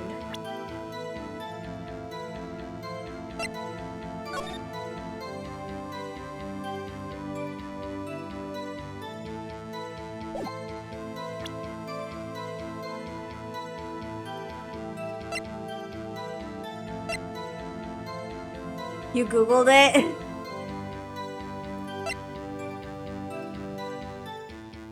One knife wound.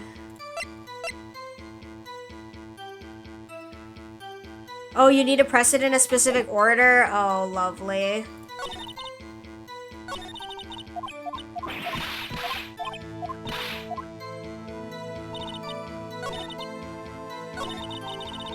Press statement 4? Okay.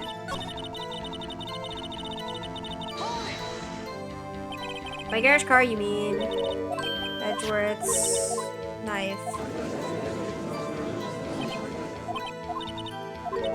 Certain it was her. Okay. Witness. In your testimony, you clearly stated the following. Prosecutors are nothing more than worms. Ergo, you are a biased witness. You might want to keep those silly opinions to yourself in the future, rookie. Huh? Rookie? Unless you are willing to risk the consequences of doubting me. I'll fry you like a fritter. Crispy on the outside, chewy on the inside. That was inspiring. I believe I've heard that tagline elsewhere. You could try plagiarism. I may be relegated to the lowly post of lunch lady, but my instincts are honed. Oh, she took a picture. A photograph. You took this? The moment I witnessed the crime, my reflexes took over and snap. I took a picture. In fact, one of my lunch boxes is rigged with a camera. I suppose that's more exciting than just hanging it around your neck. Witness, why am I only seeing this photograph just now? You think I'd show it to you, a prosecutor? Think again. My boyfriend works in the photography division of criminal affairs. Well, this is most certainly the defendant. Okay. Uh-oh, that is unmistakably Lana Skye. So, what was the defendant doing at the time? Alright, we progressed, thank you. Okay, holding a knife in her right hand, and then she thrusts the pointy tip of the knife into Goodman's chest.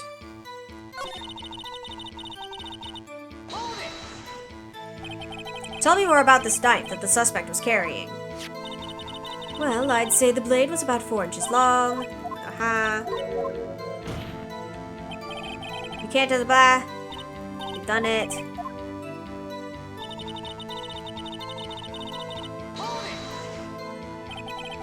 Tell the court why you didn't try to stop the crime. Blah, blah, blah. Too late. It's only a flesh wound. Okay, so now I was on my way when I sensed something. I saw the chief prosecutor standing next to a garage car. Okay.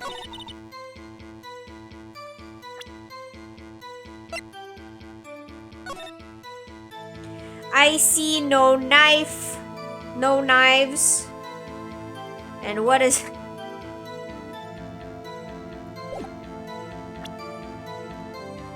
Okay.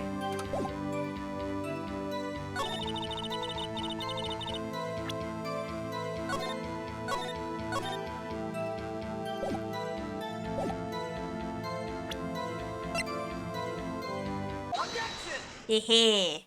Let's go. And you witnessed this. You saw Miss Skye stab the victim with a knife. As I've already said, yes. I swear it on my finest salmon swirl lunch. I'm sure that is a fine lunch. But isn't that odd? Look at this photograph. This is the photograph you took of the very moment of the crime, is it not? Then why is Miss Skye not holding a knife? Ahem. Mr. Edgeworth, your thoughts? Objection. That had to be the weakest objection ever, Edgeworth. Yet it was still stronger than your ever-feeble mind, Mr. Wright.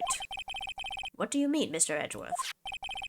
This photograph was not taken the moment before the stabbing. This was taken the moment after the stabbing. And how can you tell that? Blood splatter. Huh? See the dark crimson stains on the chief prosecutor's coat. But it's a black and white photograph. Ah, yes, it is hard to tell, but this could be blood. Well, Mr. Wright, I see no problem here. No problem except you. Mr. Wright, are you going to just sit there and take that kind of abuse? Ugh, you got a better idea?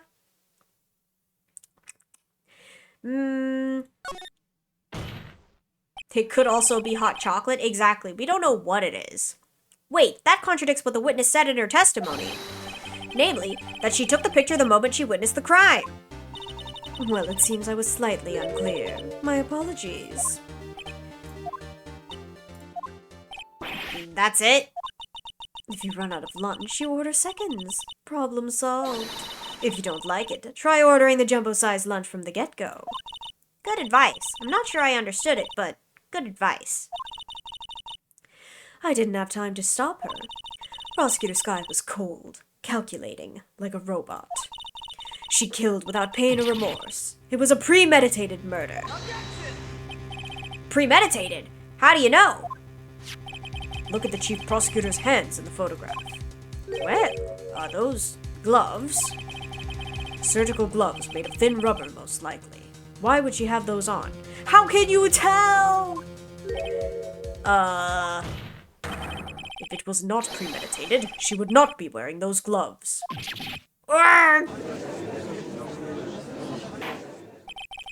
These gloves do seem to tell a tale of premeditation. Premeditated murder, a serious offense. Ever heard of driving gloves? Or just like fashion, right? Like, they could be any kind of glove. You cannot tell me that just by looking, you can tell that these are like rubber latex gloves. That's crazy. Witness, add this to your testimony. The murder was planned. The rubber gloves prove it.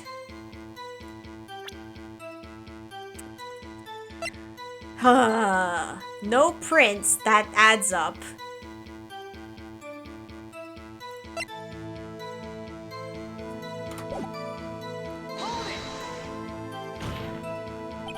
What if she was just in the habit of wearing gloves, like driving gloves? The gloves were admitted as evidence when the defendant was arrested. They were rubber gloves, of the kind used for autopsies. Okay, well, you could have told me that earlier, okay? In other words, when the chief prosecutor came to the crime scene, she came to do murder. It's the only possible conclusion one can make. Everything was planned. It was a premeditated crime. You said the same thing as Phoenix. Yes, you are thinking like Phoenix, which means you will win, because Phoenix is going to win. Arg! Impressive. I'm so sorry they took you off the force, Miss Starr.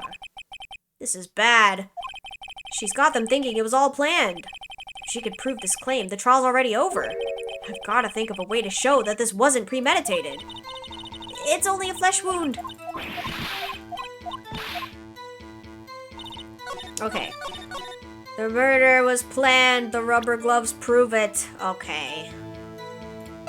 Then why would you use someone else's knife? Witness, do you know what this is? Are you trying to test me? I sell lunch boxes. Box lunches for a living, you know. That's a knife. The knife. The knife that was in Mr. Edgeworth's trunk. Indeed, it is my knife. What's with this case? The bloody murder weapon, a red car, all belonging to the prosecutor there? The defendant is the chief prosecutor for the district, right?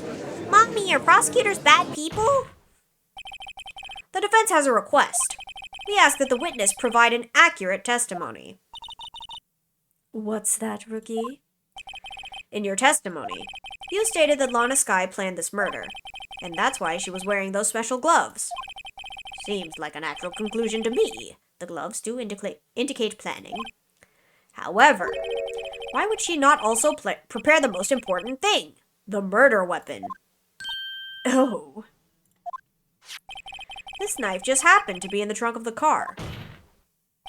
Ladies and gentlemen, if you're going to plan a murder, you don't forget the weapon.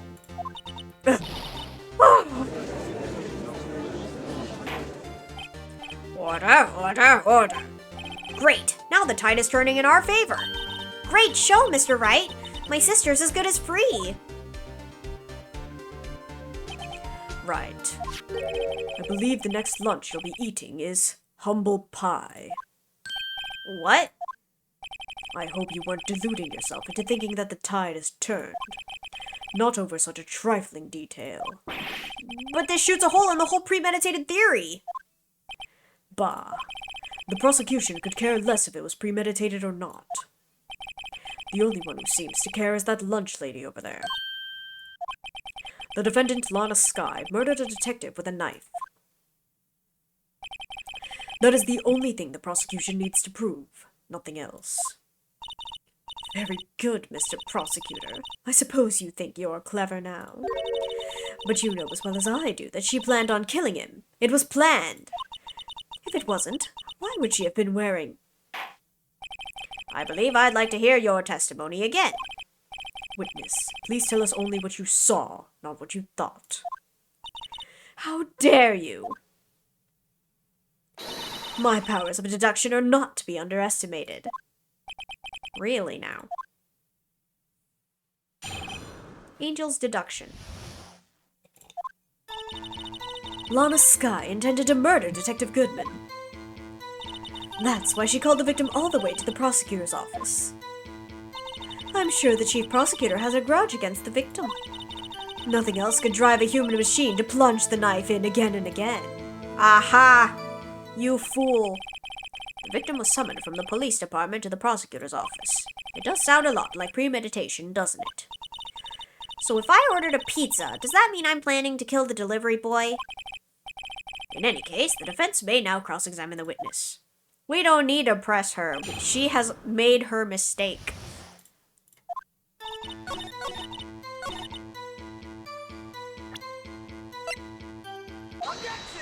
You fool.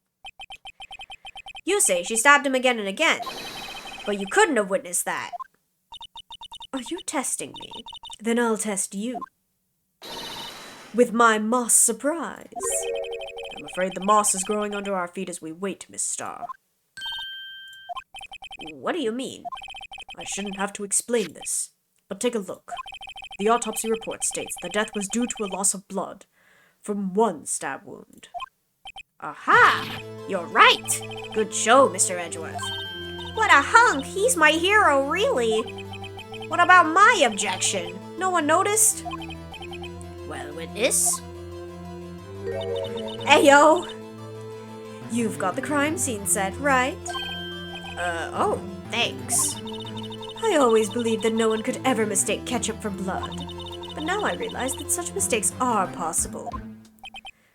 So, you're saying you mistook something for blood? When she lifted her knife, I thought I saw blood at her breast. Splattered blood from her victim. That's why I thought she must have stabbed him at least twice. Tell us what you saw that you thought was blood. Testify. Her red muffler looked like blood? Bruh.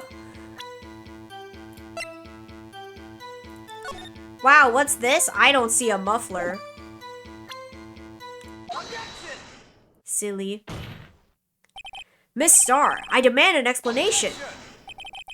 The witness is clearly not suited for detective work. What? The suspect was not wearing a scarf or muffler of any kind when she stabbed the victim. And you've proved it yourself. With this photograph. The S in Star stands for stupid. True. Huh? But that can't be! Only a professional lunch lady could be so utterly clueless.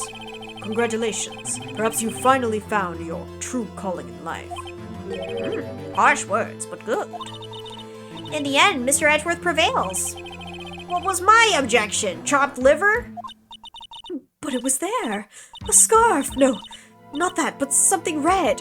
Really? Well now, where were we? The witness has given us an entertaining interlude, but back to business. What? Very well, witness. Continue your testimony. You saw the crime and apprehended the suspect. Tell us about that. Very well. I do remember some things accurately, at least. Ultimately, we couldn't shake the most important part of her testimony. The most important part? The part where your sister stabs the victim. This next testimony might just be the moment of truth.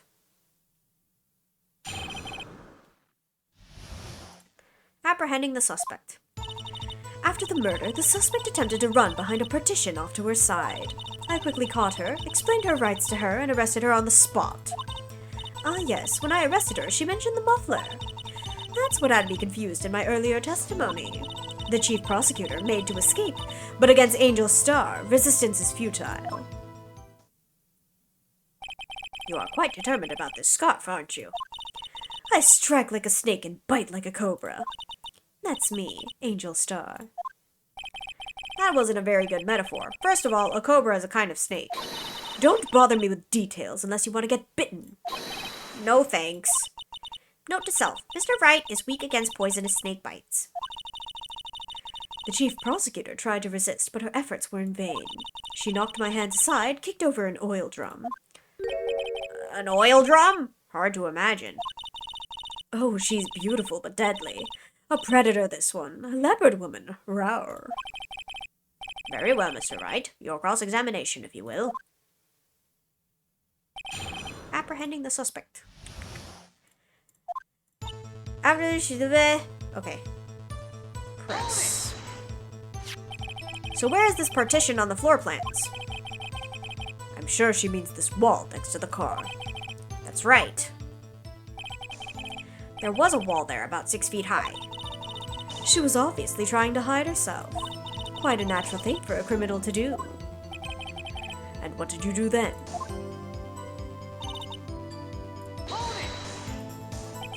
You say quickly. Were you close to the suspect? As I just said, I was only 30 feet away from her the whole time. Maybe I should press her for more details. Yes. I'd like to see this on the floor plans, just to be safe. The Lunchland car was... She was a visitor, thus she was parked in B block. So you witnessed the murder from here. That would make it about 30 feet from the car, yes? Is that correct, Miss Starr? Yes, that's right. But there was a chain link fence in front of you. I went over it, of course. Amazing! The cough-up clean lunch lady athlete indeed. It would have taken her a little time to climb over the fence, so she couldn't have gotten to my sister that fast. Yeah, that fence was about 9 feet high, too. So how did Miss Sky not get away? When I arrested her, she mentioned the muffler. She mentioned the muffler. What exactly did she say? If I remember exactly, I would have told you in my testimony. Cheeky. Anyway, all I heard her say was the word muffler. Just the one word. So, what you heard wasn't the suspect talking to you, but to someone else. Yes, the chief prosecutor was talking on her phone. Her phone? She can't mean... By phone, do you mean the cell phone discovered at the crime scene? Yes, ultimately. Ultimately? My memory is like a salmon heading upstream, you see. No, the court does not say, Miss Starr. The chief prosecutor first attempted to use the phone hanging on the wall. On the wall? That's right! Near the car, there was an emergency phone on the wall. Apparently it was out of order. So she used her cell phone. Indeed, the emergency phone was out of order that day. Good witnessing, witness. Good witnessing? Whatever happened to good testifying? You should, of course, add this to your testimony. The things I do to please this rookie defense attorney. The word muffler was overheard during a call made to Emma at 5:18. Okay. Saw it all. How she tried the phone on the wall but used her cell instead. Okay. Uh-huh.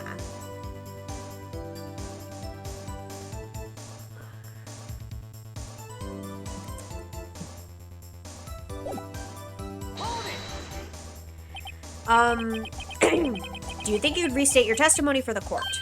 Aha! I was going to ask the same thing. I'll only say this one time, so listen close, rookies.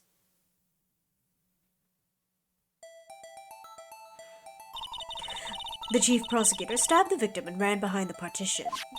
Then she picked up the emergency phone on the wall, but it was out of order. So she pulled her own cell phone out of her pocket. And during that time, you climbed over the chain link fence. Then, when I boldly grabbed her arm, the chief prosecutor hung up her phone.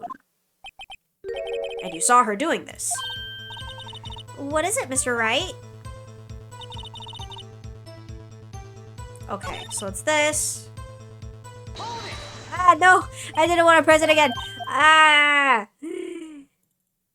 Because it's weird that she found her phone on the other side of the partition.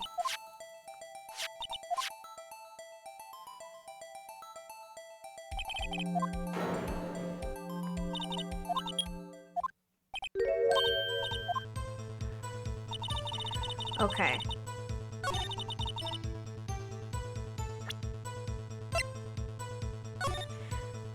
It doesn't say where it was found, but like we know, surely.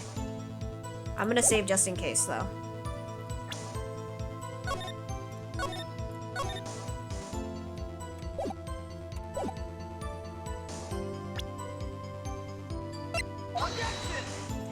And that is why I save.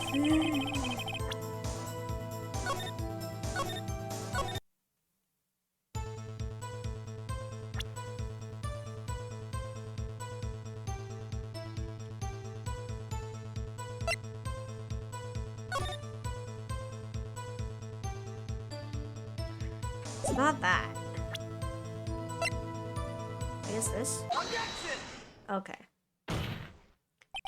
Miss Starr, I have to conclude that you have a personal grudge against Miss Lana Skye. The witness is a former detective. Her testimony is unmarred by personal bias. Well, who would have thought you'd be my knight in shining armor, prosecutor? You who, together with the chief prosecutor, kicked me out 2 years ago. Well, Miss Starr, this is a fatal contradiction with your testimony. How do you explain this? I don't know what you're talking about. Mess with me, and I'll make you cough it all up. Let's look at the floor plans. You said you witnessed the crime from this point. However, if that's true, you couldn't possibly have seen Miss Skye making that phone call. Oh, I guess that too.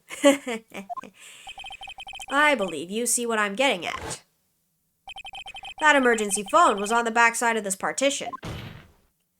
If indeed you were in B block, you couldn't have seen it. What? Order! What is the meaning of this? It's simple, Your Honor. She's not coughing up lunch, she's coughing up lies. That's quite a claim, Mr. Wright. Perhaps you will allow me a question. I do genuinely feel like Angel Star's testimony is one of the most annoying in the series. You know, I can see it. Tell us exactly what lie this witness has told the court. Here's where the counterattack begins. I can't afford to get this wrong. The witness lied about where she saw it. Miss Skye tried to use the emergency phone, but it was out of order. What is significant about this fact? Nothing. Therefore, it would be pointless for Miss Starr to lie about it. Pointless to lie, I see. But say the witness did actually see Miss Skye using the emergency phone. It would mean Miss Starr witnessed the crime in a different location. A different location? Now that's a pointless lie if I ever heard one. Before you call my lie pointless, at least let me tell it. Let me ask a question to our clever wordsmith, Mr. Wright. Just where was the witness when she saw the crime? All the testimony we've heard until now points in one direction. The place from where Miss Starr witnessed this crime was here. Right in the security room. Take that! No? This is the only place where she could have been. The security guard room. Indeed, the security room is in the underground parking lot and is well positioned. It's built on the second floor, so you could see the entire lot. She would have been able to see the emergency phone from there. But why there? There are many other places where she could have seen the phone. Not in this case, Your Honor. The witness, not being part of the prosecutor's office, couldn't park in A block. The only place where she could have seen the crime and the back of the partition is here. I remember in your testimony you said you brought a lunch to your boyfriend in the security guard room, yes? Well, Miss Starr? How many years have I been getting the better of men? To think that the tables could be turned. Today, a man has gotten the better of Angel Starr. Order, order. Witness, what have you done? You used to be a detective. You should know better. I'm not turning back. The guilty will be punished. And I'll do what I must to make sure justice prevails. The guilty? Is she talking about Miss Sky? Mr. Wright? Doesn't this strike you as odd? Why did Miss Starr lie? It doesn't make any sense. Huh? She could have just said she saw the crime from the security guard station. It wouldn't change anything. Exactly. This photograph tells all. It was the defendant who stabbed the victim. That truth still stands. How did she get that photo? It still stands. I disagree, Mr. Edgeworth. What? If a witness is found to be lying, they're guilty of perjury. She knows this. She wouldn't risk that without a good reason. So tell us what her reason was, Mr. Wright. Huh? Me? Who else? Mr. Wright, let's review what we know. Miss Starr witnessed the crime from the security guard station. But she lied and said she saw it from B block. It must make a vital difference. But what? What would change? Her distance. It changes the distance between her and the scene of the crime. My condolences, Mr. Wright, but one look at the floor plans and it's quite clear. The distance between the scene of the crime and the guard station is 30 feet. I don't see how that would change what she could see. The distance she had to run, my dude. What she saw is not in question here. What matters is the time it would take her to reach the scene of the crime. Miss Starr, you witnessed the crime from the security guard station. Now, how long did it take you to go from there to the scene of the crime where you arrested Miss Sky? Well, witness? You. Yes? You ordered the squid wheels, right? The quality of my lunches has gone from low to inedible. I was bringing a PB&J lunch with fresh boysenberry jam to my boyfriend. Boysenberry for the boyfriend. He wasn't in the station, so I waited. I witnessed the crime from the glass-walled station.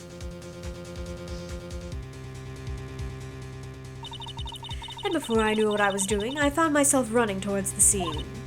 But the door was locked. I couldn't open it.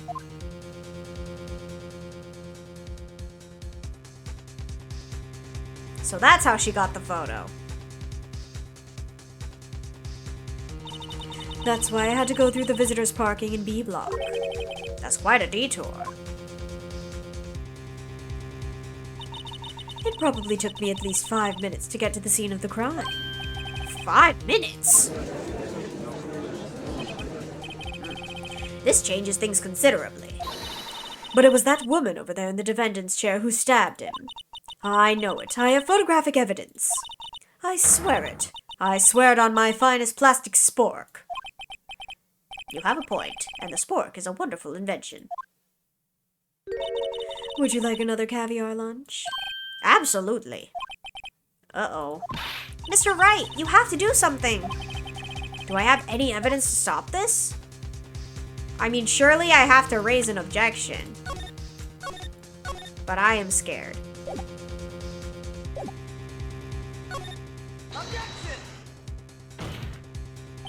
5 minutes between the witnessing of a murder and an arrest. Think about it. You could make pasta in that amount of time, if you like it al dente. I've got lunchboxes that tie pasta into knots, rookie. In a 5-minute blank. Isn't that strange? Strange. If you were a criminal, what would you do with 5 minutes, Your Honor? Well, I guess I'd flee the scene. Hey! Don't get the wrong idea. I didn't kill anyone. But you have the instincts of a killer. You would run. But this time was different. Miss Sky dawdled at the scene of the crime. She even had her picture taken. No true criminal would act this way. It's inconceivable. Yeah. Well then, it seems we've come to the end of this testimony. The witness has a grudge against the defendant and a blank in her testimony. Mr. Edgeworth, is the next witness ready to go? Unfortunately, I appear to have overestimated this witness on account of her professional history. We did it! We screwed that can shut, Mr. Wright! That was too close. I'm afraid that the cough-up queen has been dethroned. And with that, court is adjourned. Who's holding it? Mr. Edgeworth, you ordered the squid wheels, right? That's the one she tried to foist off on me. I prefer to not take the defense team's leftovers. Anything else to say? I might be able to save you. I have decisive evidence. What was that? Is this another one of her trick lunchboxes? My apologies, but we have no further questions to ask of you, Miss Starr. Ah. Is this your jumbo lunchbox? Woohoo! A triple-decker. Out of deference to the witness's determination, I'll allow one more testimony. Let's hear about this decisive evidence. Like the Lunchland motto says, you won't be disappointed. What's she going to pull out of her lunchbox this time? Decisive evidence. I should have mentioned those 5 minutes when I wasn't looking at the crime scene. And now, to the matter of the victim's shoe. Did I not bring this up? We've been here a solid 3 hours, for real, for real. 2 types of blood were found on this shoe. One was, of course, the victim's, and the other blood type matched that of the defendant, Miss Lana Sky. This shoe proves it. It's flawless, decisive evidence. What? There was blood found on the shoe. Red blood and blue blood. She killed a lobster. I'd believe it. Try Lunchland for all your lunch and decisive evidence needs. Witness, what is the meaning of this? Why is this the first time I've heard of this evidence? Simple, as I've already said. I don't trust you with evidence, Mr. Edgeworth. That's why I took the liberty of investigating this myself. And you had blood tests performed. Didn't I mention I have 3 boyfriends in forensics? In any case, Your Honor, I can't accept this as evidence. What? You must know the 2 rules of evidence law. Rule number 1, no evidence shall be shown without the approval of the police department. In other words, this shoe is illegal evidence, at least for the time being. Is that right, Mr. Wright? It seems so. Edgeworth sure is celebrating. Not so fast, Mr. Edgeworth. Don't forget, I used to be a detective, as I mentioned previously. This shoe has already been tested by a member of the forensics department. This stupid rule, yeah. As you can see, it was approved by the police department as of today. Even the general public can produce official evidence, Mr. Edgeworth. Is that right, Mr. Wright? It seems so. Edgeworth is looking pretty sullen. You could at least study some evidence law, really. The prosecution's complaints notwithstanding, it appears that this evidence satisfies the first rule of evidence law. However, it seems you have yet another count against you, witness. Anything to ensure that the guilty are properly judged. White enamel shoe bears traces of blood from Goodman and Lana Sky. Let me take a look at that shoe. Oh, what is this? Ah! There's blood here too! On the sole of the shoe? It's gotta be the victim's. He must have stepped in a puddle of his own blood. All this blood. It's horrible. This blood might be an important clue. Step in his own blood when he's dead? I don't think so. This blood is my sister's, right? It appears so. Lana's right hand was bandaged when I saw her in jail. She must have cut herself at the time of the crime. Poor sis. Whoa, there's like a void in that shoe. That's crazy. Okay. Time to cross-examine.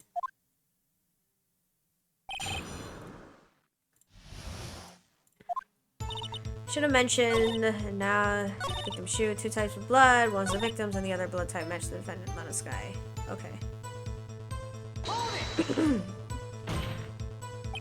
You can't say for sure the blood belonged to the defendant with a blood test.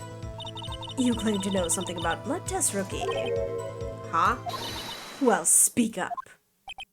Well, blood comes in 4 types, A, B, O, and AB. However, you can't tell from a blood test whether a murder was committed in cold blood. That's just a figure of speech, Mr. Wright. Actually, we can differentiate between millions of types with all the blood tests out there, which means that we can more or less narrow any sample of blood down to just one person. Or so I hear. That's pretty specific. If I had a little more time, I would have gotten DNA test results. But they said there's very little doubt it could be anyone but Miss Lana Skies. So the suspect's blood was found on the victim's shoe. That ties her directly to the death of Detective Goodman. I was afraid he was going to say that. As I just present the shoe here. Oop, okay. And I didn't save, no!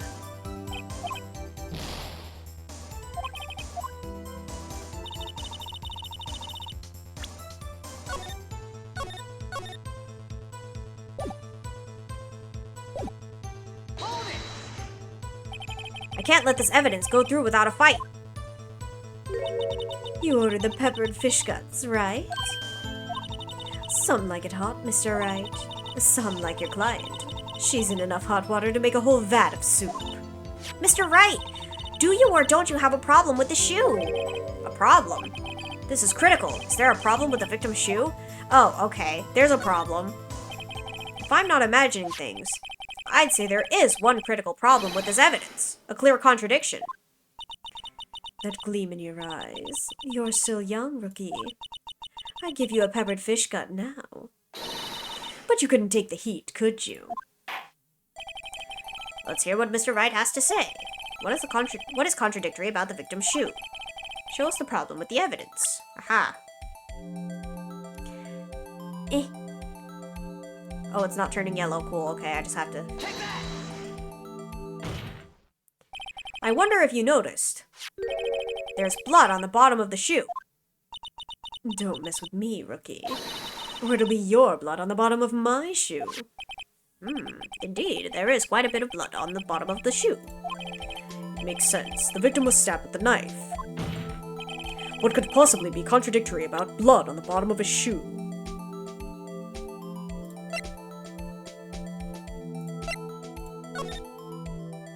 Where's the picture?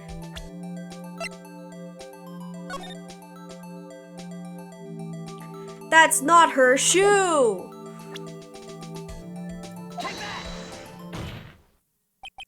The problem lies in the footprint. The footprint? Note that the bottom of the victim's shoe is covered in blood. Then, isn't it strange? Why weren't any bloody footprints found by the scene of the crime? Aha! As you can see, there were no traces of any such footprints at the scene of the crime. That contradicts your claim about the shoe. This picture only shows part of the floor, so there could have been bloody footprints. Then where are they, Mr. Edgeworth? Because we checked the scene and found nothing of the sort. Order, order, order. Well, witness. What? Great going, Mr. Wright, but it's true that the lack of a footprint is a contradiction. But then we have to ask why there wasn't a footprint. Oh, that's true. There has to be a reason why there wasn't a footprint. Think, Mr. Wright, think. Hey, I don't know why it's not there. And or thereby admitting to illegally searching the crime scene. No, that's what I was thinking too. Like, he really just exposed himself. I'm just good at finding contradictions. What? I see. Now I get it. Get what? Our witness is more devious than I gave her credit for. We were hoodwinked to the very end. But she slipped. There is one vital hint to the truth in her testimony. What are you talking about? Think back to when she told us about apprehending the suspect. The chief prosecutor tried to resist, but her efforts were in vain. She knocked my hands aside, kicked over an oil drum. Oh, she's beautiful, but deadly. A predator, this one. A leopard woman. Rawr. I thought that it was a strange thing for the normally cool-headed chief to do. No kidding. Now, witness, allow me to ask a very simple question. This oil drum, was it empty? Oh, that, I'm not sure I like your attitude, Mr. Edgeworth. Though apparently you're not the slowest conveyor belt in the lunchbox factory. Witness, well, was the oil drum empty? The oil drum, kicked over by the chief prosecutor, was brimming with water. Water? What does that mean? Still don't get it, Mr. Wright? Do you want to know the reason she knocked it over? The real reason. Aha! You don't mean... Yes, the suspect knocked over that oil drum for one reason and one reason alone. To erase the bloodstains that would become evidence against her. Word! That ties things up quite nicely. The bloodstains left on the victim's shoes tie her quite clearly to the murder. Then, after the deed was done, she knocked over the oil drum to erase the telltale signs. Thank you for the hydrated stretch kimono.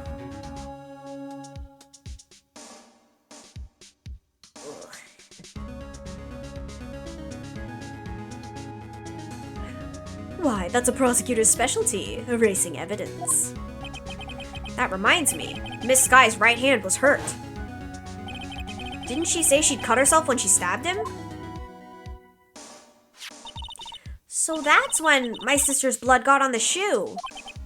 Well, I see no reason to prolong this trial. Mr. Wright, do something! Please! Why would she erase evidence when she calls herself guilty? This is true. She's making her own conviction more difficult.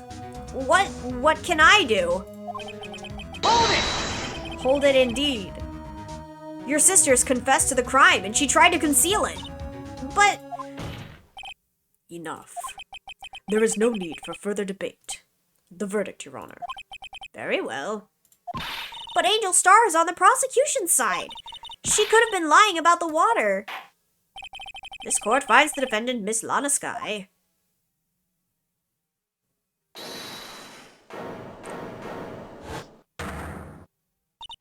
Little girl, what did you just say?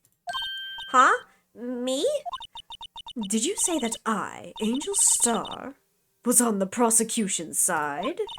Well, yeah, you are. You're saying my sister hid evidence by erasing the bloody footprints. Well,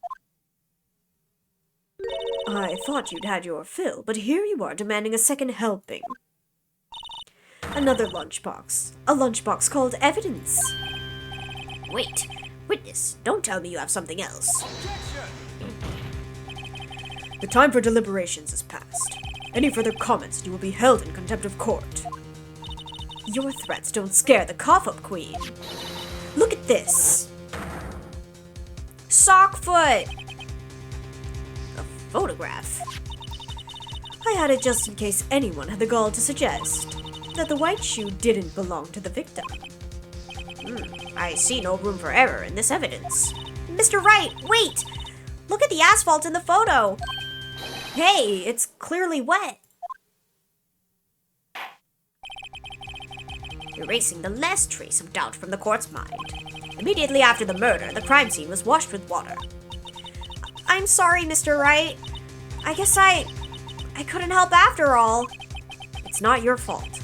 I knew I couldn't win this case from the beginning. And it seems this is what your sister wanted anyway.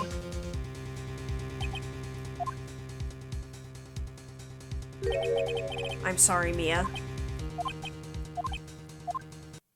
Right. Wet or not, don't be so quick to throw in the towel. Get yourself up off the asphalt. Take another good look. Phoenix should become a motivational speaker. He's great at this. Oh, totally. Don't give up. Not until the bitter end. This is the last piece of evidence. Very well. This time I'd like to declare a verdict for good. Objection! Your Honor, wait. What is it with you people? Can't I hand down my verdicts in peace anymore? Whatever it is, can it wait? No, it can't. Then it'll be too late. Look at this photograph, the last one submitted. This trial isn't over until we give each piece of evidence proper consideration. So, Wright. Are you saying there's a problem with this latest piece of evidence? Yeah, I'll think later. Yeah, there's a problem. Right or wrong, I've got to go ahead with this. I suppose, since we've come this far, we should give every claim a fair shake. Very well, Mr. Wright. Show the court the problem in the photograph. Okay. What is this? Whomstuff sticks something like this in the car? The problem in this photograph is here. What's this? There's something poking out of the car's muffler. Wait just a moment, Mr. Edgeworth. Your Honor. You just said muffler. However, I see no trace of a muffler or scarf of any kind in this photograph. A muffler is also a part on a car or a motorcycle, Your Honor. Just think of it as part of the exhaust system, a pipe. I see, and I see. What is that suspicious-looking cloth sticking out of the car's muffler? So what if there's something sticking out of the muffler? What does that have to do with this case?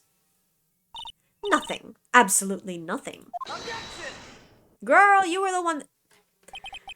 Sorry, Miss Starr, but it's not going to be that easy. In fact, you've already told us why this is important to the case. You said as much in your testimony. What?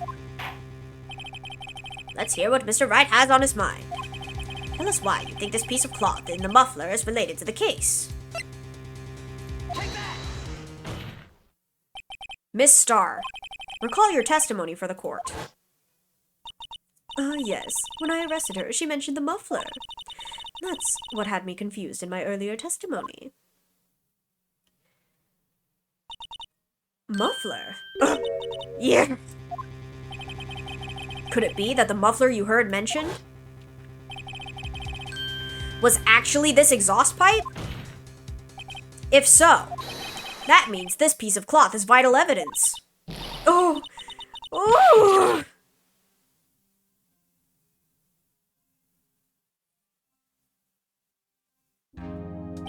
Well, it seems we will have to suspend the proceedings. Suspend?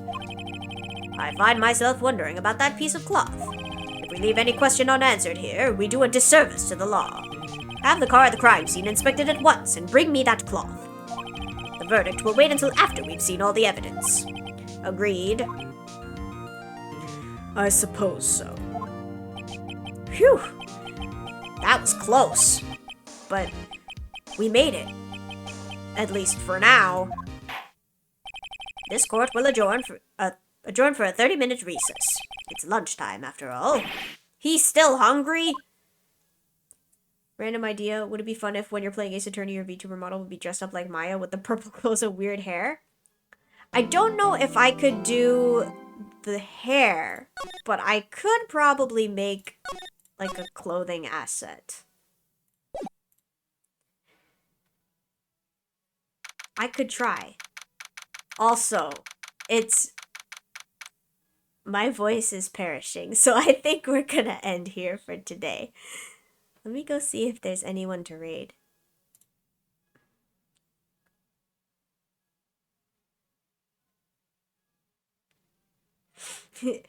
Yeah, voice acting all the lines. It is indeed, yes, very taxing on the voice.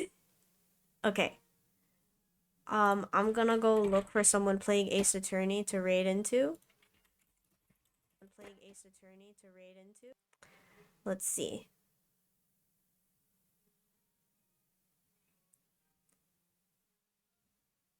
Alright, we are going to raid into Kenji Hayes.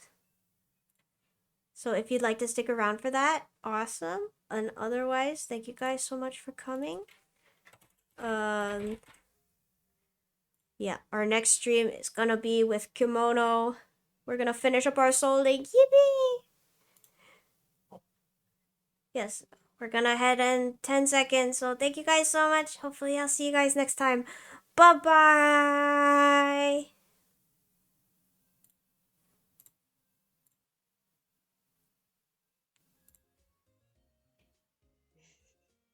Last stream was amazing.